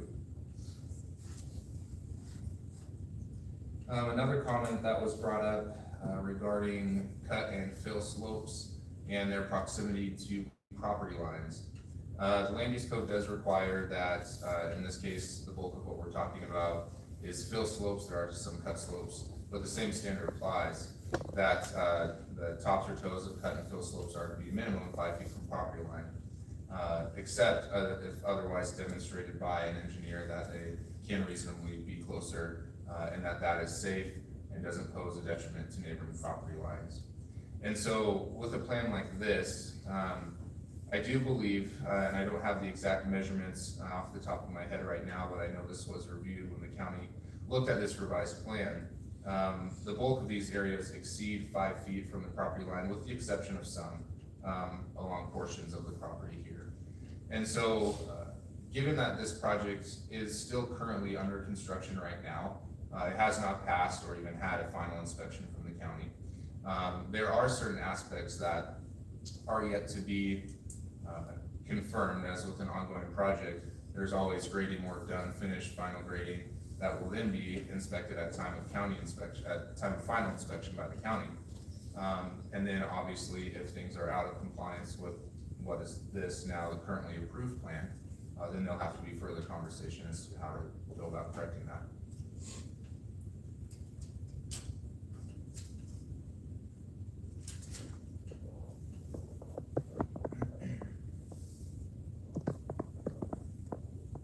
Another comment by the appellants was regarding information logged into our IMS system. Obviously for transparency and record keeping, all of our inspections are logged into the system, into IMS with results and the reports auto-populated by the system. Many of the earlier inspections that the county did include obviously the written report from the inspection, but also depending on the inspection and the findings or results of the inspection, we would include a red line or a markup of the plan. But some of our more recent inspections, which were usually just verifying BMPs that needed to be corrected and other similar things, we didn't include or draft or prepare a red line exhibit, but rather just give our inspection comments in the record on IMS for visibility there. So I'll get into here some of the expressed issues in the appellant's appeal packet that was submitted. So one of those items was essentially an insufficient application in the beginning, that the applicants didn't provide appropriate plans to be approved, which was true. And those plans went through several revisions, and you can see here specifically 3 sets of revisions. So we could get to the point of a plan that complied with code requirements, and then again, there is approval was granted towards the end of March 2025. Another concern from many of the parties tonight, as well as the appellant, was fire district concerns. And because the proposed common driveway doesn't meet the fire district's grade requirements, they did approve the project with conditions that the existing Corbin Hill Road be used for their emergency ingress and egress. And again, when it comes to common driveways, our land use code, specifically our site disturbance ordinance, doesn't have any requirements for the grade of a driving surface in this context. And so the county was satisfactory with the fact that the agencies approved, the fire district was amenable to and okay with using the existing Corbin Hill Road as their means for emergency ingress and egress in the event that's needed. Kootenai electric concerns, that was brought up, I think, once or twice tonight. This primarily had to do with the proximity of the project to, in this case, what is Kootenai Electric's underground power lines. When the application was initially submitted, Kootenai Electric responded asking for the plans to be updated to show those power lines, because they were not on the original plans that were submitted. And so what we're looking at here is the revised plans that were submitted that show this long dash line, which is the underground utilities. And specifically then, after reviewing the revised plan, they approved with conditions. Essentially, the applicable comment here is that any grade changes to reduce the covering over the underground power lines would trigger further requirements on their end. A couple other issues mentioned tonight were trespass of the project beyond the subject site's property limits, as well as CC&R or road association violations. When it comes to trespass, numerous times the county walked the site and verified the location of surveyors' pins out in the field. And again, here is a taller stake indicating where this prior picture was located on site. So we were able to verify that based on surveyors' pins out in the field. Again, that'd be a licensed Idaho surveyor that, based on the plan provided and those plans referencing to the surveys done by a licensed surveyor, that the proposal was in fact taking place on the subject property. When it comes to CC&Rs, unfortunately, they are a private civil matter. They're not something that the county reviews on general permit applications. I don't know that this topic was mentioned tonight in detail. This was, though, included with the appellant's appeal packet when that was submitted back in October of 2025. Some concerns about the bond and financial guarantee adequacy for the project. Essentially, what our land use code requires is a financial guarantee to be submitted for high-risk sites, typically in the amount of 1.5 times the estimated cost of the project, which comes from the engineer of record. The original plan and narrative had this amount, about $59,000 estimated for BMPs and stormwater and erosion controls. Based on conversations with the engineer, that was off just a conservative estimation that he made when he initially drafted the plans. Eventually, once the project and plans were approved and we were getting closer to permit issuance, the owner had come in and asked for a revised bond amount, in which case I pointed them back to their engineer, as that information comes from the engineer of record. At that time, then the engineer reevaluated and took specific calculations. This is based on a conversation I had with him to come to a more accurate bond amount based on work that had already been completed and what would be left to be completed based on the plans provided by the engineer. And so this then is what we are left with for the current bond that the county is holding for this project. This was also brought up, our prior director, David Callahan, did offer to and did request our third-party engineer, Welch Comer, to review this proposal in an effort to just kind of ease some of the tensions that are going back and forth between the county and some of the concerned parties. And Craig, our deputy director, had reached out. There's some dates on here, but early September requesting that review. Obviously, the appellant also included our director's comments to Ashley, the engineer with Welch Comer. And again, as clarified by the appellant, ultimately, the third party firm declined the opportunity to provide comment and look at this project. And then finally, again, the basis for why we're here tonight is that the appellant's case and comments are that the county didn't have legal standing or basis to remove the stop work order.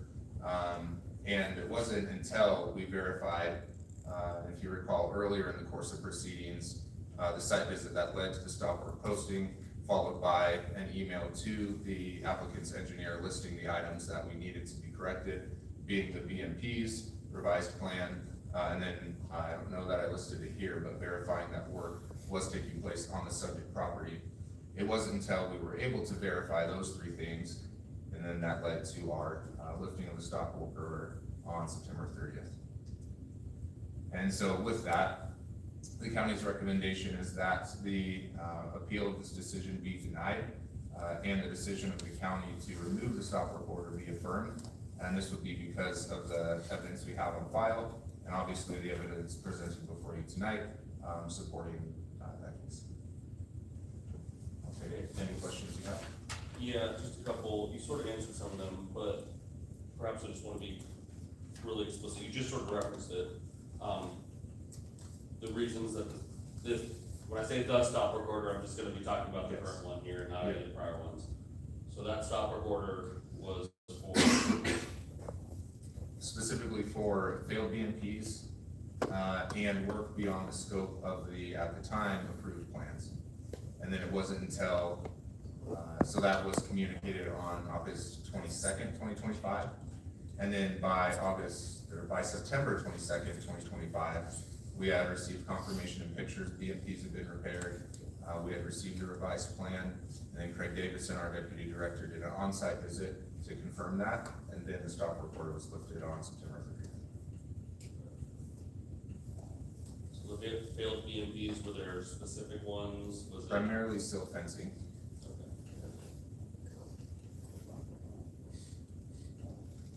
It's okay if we have, if Mr. Davidson needs to ask it, but were there specific BMPs that, or was the whole site inspected? The times that, and Craig can chime in if he needs to, but the times that I've walked this site, which have been many, I walked the entire site. Certainly depending on, what we're there for, there's areas I focus on more, but there isn't a time I've not walked the entire site and taken note of the conditions during the inspection. Okay. So what about some of the pictures that the appellant put up of what looked like pretty lackluster BMP installment? Yeah, so the county's been through many rounds of inspections and ongoing issues, as the appellant pointed out. I don't know the dates in which those photos he presented were from, because we also have, which I did not include in this presentation, but many can be found within the site disturbance record, STP 250036, photos from all of our inspections, including the pictures that led to the release of the stop work order on September 30th. I do believe those are mentioned as exhibits within the staff report, so you can find those also then in the appeal record on IMS. But yeah, I mean, the pictures that the appellants showed tonight were a perfect example as to why we did our inspection and posted the stop work order. And then it would have been those inspections that would have needed to be repaired and indicated as were repaired by the time we removed the stop work order on the 30th. And what about some of the other, like the diverting water, had some of your quotes up there about that, were those ever corrected? So those are one of the aspects that is still under review, given that the project's not final. So we've had conversations with the engineer, and there are certain aspects of the projects that will require further attention by the engineer before we could final the project. The one culvert, which I believe was the bulk of the pictures from the appellant's case, and I can indicate where that is here on the plan set.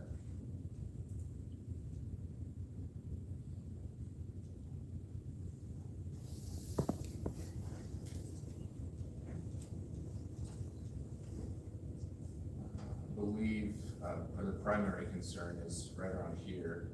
There's a culvert. Essentially, the finished plan is to have a swale right here for runoff from this portion of the common driveway. And then that culvert will have a riprap outflow right at the property line to disperse any essentially velocity that overflow from that swale would have before it crosses onto the southern property. And it's important to keep in mind that the topography here, this is higher right here, goes lower into a natural ravine that's been there, and then higher over here. So this was the natural course that water would flow prior to construction. And then obviously you put, a common driveway right here that focuses the runoff into this location, but that would be mitigated again at finished construction with a swale and then the appropriate rip wrapping at the end of the culvert there. So it's gonna be ideally dealt with by finished construction. What about the years leading up to finished construction? Yeah, the challenging thing that the county's had is we have the ability to address the violations taking place on this property. And, primarily that's been, especially as of recent, the installation of geomatting, I believe, based on photos I've seen. And when I did a recent inspection on the bottom portion of the property, a lot of this has since been hydroseeded. But I guess back to your question, on the inspections we've done, we don't have the ability, unfortunately, to recommend or require the applicant on this property to do remediation work on the property to the south. And so it's kind of a twofold issue. You have an erosion issue that we can inspect and address for like failed BMPs that lacked in prevention of the erosion, and those can be fixed. But what we can't authorize, again, the applicant of the project to do is to go on to the neighbor's property to the south and mitigate some of those issues that have stemmed from the erosion coming from the north to the south from the project to the neighboring property.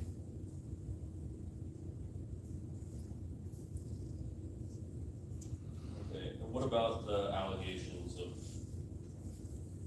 using improper fill and materials like that for the roadway? Yeah, again, that's something that we didn't review because it's not required for a common driveway. Certainly if this would have been a road, again, which serves 5 or more properties by definition within our land use code, then compaction would have been required. But when it comes to our site disturbance ordinance, and especially since this is a common driveway, we're looking at grading, cut fill, stormwater and erosion type measures, not compaction, especially when it's not required.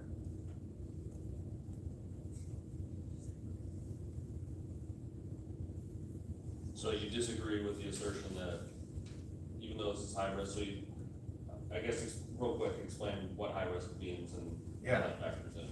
Yeah, so when it comes to county site disturbance permits, there's 3 risk categories. There's low risk, which means you're not exempt from the site disturbance permitting requirements, so a permit is required. We have a risk assessment calculation that we run that helps us understand with site characteristics based on soil type, topography, proximity to surface water and things like that. Also, overall disturbed area for a project, if it's gonna fall into a low, moderate, or high risk category. So if a site disturbance permit is required, then we make that evaluation low, moderate, or high. Low risk means a permit is required, essentially just a final inspection to make sure that you've done essentially your proposal. There's no site disturbance plan required. A moderate risk site disturbance permit means, again, that a permit's required. However, the homeowner or contractor, or really any individual, can create the site disturbance plans to address how they're going to handle their excavation, their finished stabilization, BMPs during the project, and things like that. A high-risk site disturbance plan has to be prepared by a design professional, inherently, usually because there's steeper slopes, maybe proximity to surface water features that bumps that into our high-risk category. And so then what that design professional engineer does is creates a plan based on the criteria that our land use code has for site disturbance in the adopted plan criteria manual for high-risk sites. And so that lists out the requirements for what's required to be on the site plan, what's required for stormwater runoff for impervious type surfaces, what's required for BMPs, finished stabilization, construction entrances, and things like that. But not anything to do with what fill you use? Correct. Okay. And so you disagree with the contention that the driveways is, well, a driveway, we'll just start with that one, a driveway needs to be up to road standards if you're gonna have any inspections of the fill. Correct, I do disagree with that. Okay.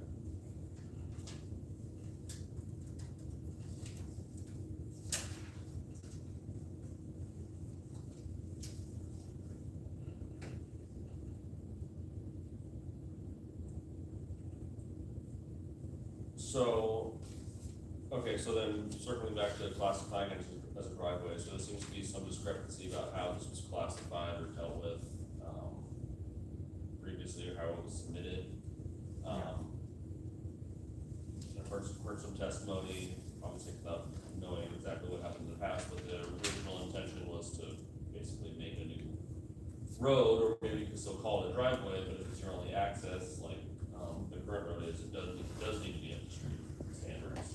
If one looks at it that way. Because that was their original intention. Yeah. So is there anything in the record about what, or maybe not in the record, about what happened, why they decided, okay, never mind, we're not gonna call it a road, now it's just a driveway? Well, it's not necessarily the fundamental aspect of what it's called, it's more so looking at the definition of where it falls into, and so one could call it a road, one could call it a driveway. When we're looking at our requirements, we base it off the definitions within our land use code. So yes, they did submit it as an alternative access road, is what their application would have called it, but by definition, it is a common driveway. Whether you refer to it as a road, someone could certainly do that, but by definition, it is a common driveway, which then dictates what standards apply. Okay, I guess maybe what I'm getting at, so the road or easement to the Warren property is probably built to a higher standard, because they probably had to do the right fill there so that emergency vehicles can get back to their house. That's a driveway. Say that again. But it's a driveway, right? It's an easement, it's a driveway, it's only going to their house. Yeah. But it's built to a higher standard. So when does that requirement as a higher standard kick in? Yeah. It's the only access, or What's that, Craig? Well, I guess what Craig's saying is that the hinging point is emergency egress. And so, I mean, with this particular project, that was essentially how the fire district granted approval, is that this would remain with the knockbox, I believe was the fire district's comment, as their primary ingress and egress for access for emergency purposes. okay. So in some sense, they were just like, all right, you can just, we don't care as long as we still have our access, you can do whatever, from our purview as the fire department. Yes. We can do whatever, we're not gonna chime in, as long as we still have our access. Yes. Okay.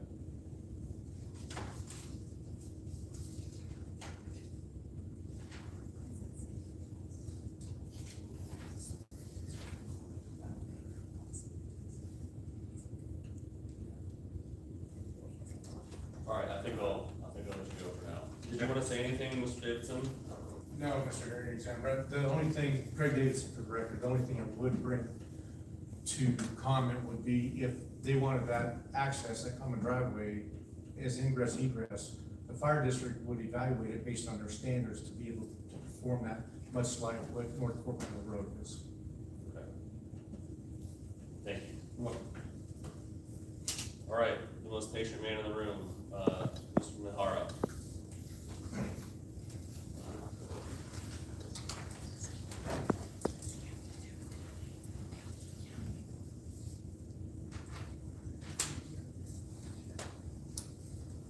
Good evening, Mr. Hearing Examiner. Finkel, Mihara Law, on behalf of Duncans. I have to say, this is the distinction of being my latest legal argument I think I've ever made. But in essence, what you have here is a decision by the county staff who's duly empowered to make those decisions. And so we have to follow the law. The law is that, in essence, the county's decision is upheld unless there can be shown there's a violation of constitutional or statutory provision. I haven't heard one yet tonight. The county acted in that excess of its statutory authority. That's not present here. The county has authority to issue permits, review those permits, issue stop work orders, lift stop work orders. It's acted pursuant to its express statutory authority. County staff's decision can be overturned if it was made upon unlawful procedure. I haven't heard of any allegation that that is the case. In fact, we're here tonight through lawful procedure. Another one is unsupported by substantial evidence in the record. Substantial evidence in the record is that the concerns that were noted by the previous speakers, that the county doesn't share those. And because they did do inspections, they did check property boundaries, they did review code provisions, I would suggest that there is substantial evidence in the record to support the county's decision to lift the stop work order. The last criteria on whether the county staff's determination can be overturned is whether it's basically arbitrary and capricious. We just decided one day to issue a stop work order, and because I had a ham sandwich the next day, I am going to lift the stop work order. That is arbitrary and capricious. No good reason, no justification, just doing it because. Again, that's not present here. I would suggest as a matter of law, and that's Idaho Code 675279. That is the basis when someone in a judicial, or as in your case, a quasi-judicial role under Idaho Code 676520, which is the law that authorizes your job as a hearing examiner. That is the standards that somebody has to apply when reviewing this. The thing that really jumped out to me is the theme of the impetus of these challenges. And I think between the lines, there's a lot of conflict between neighbors in this area. A lot of lawsuits.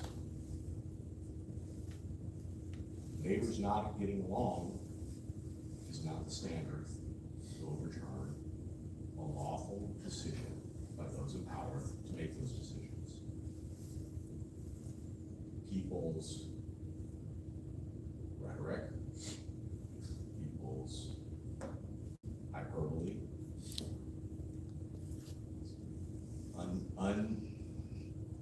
in a court of law, you have certain evidentiary rules, and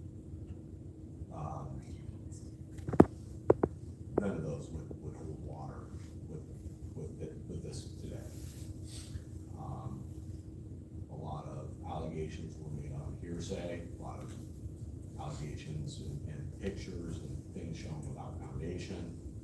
But that's aside, that kind of stuff is allowed in these circumstances. We're not in a court of law.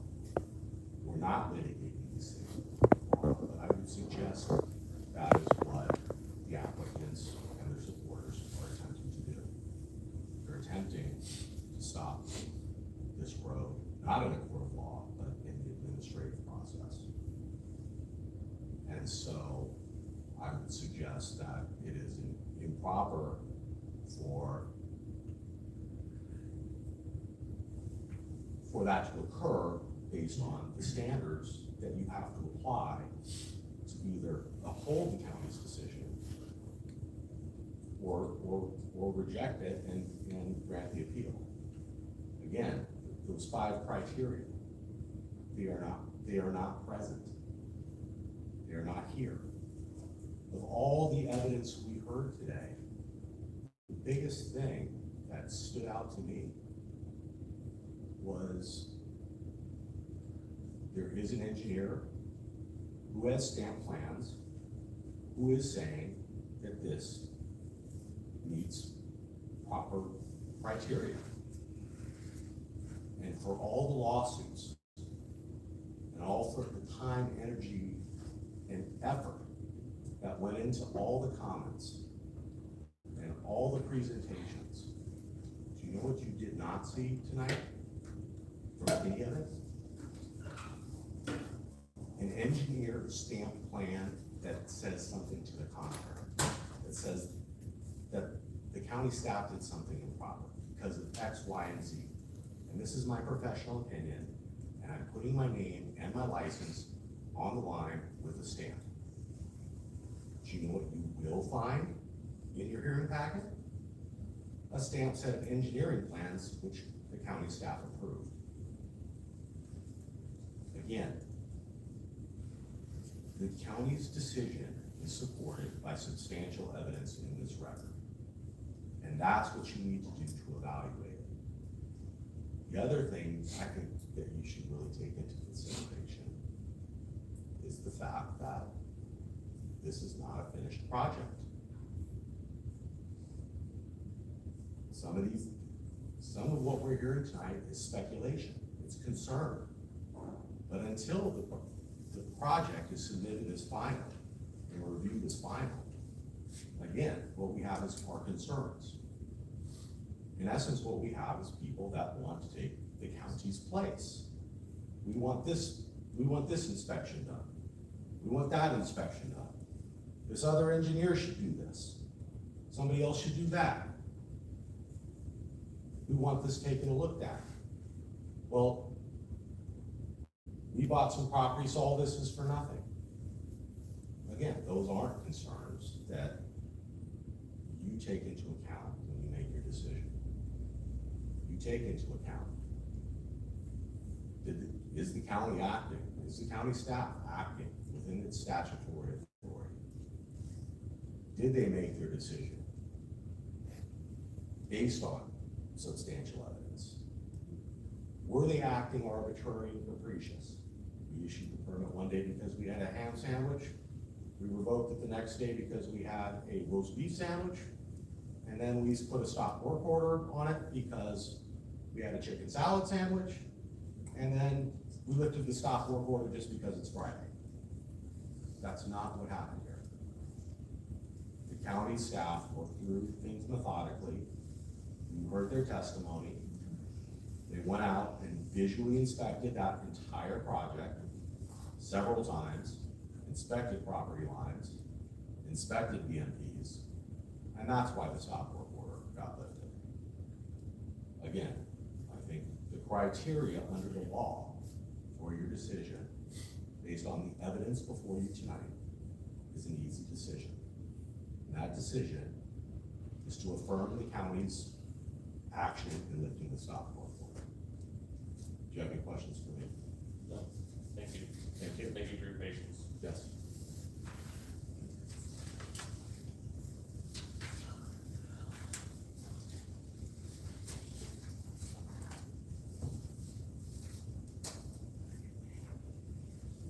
appellant rebuttal? I'm trying, my computer's freezing, but I'm bringing back up my, my process and procedure real quick.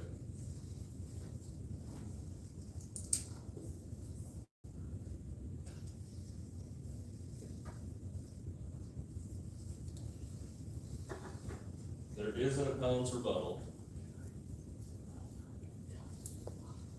Have we not been confronted of whether or not there's rebuttal, testimony or evidence, and those of support, but, there is an opportunity for the appellant's rebuttal. I guess in the same vein as our previous applications, you have to find a word.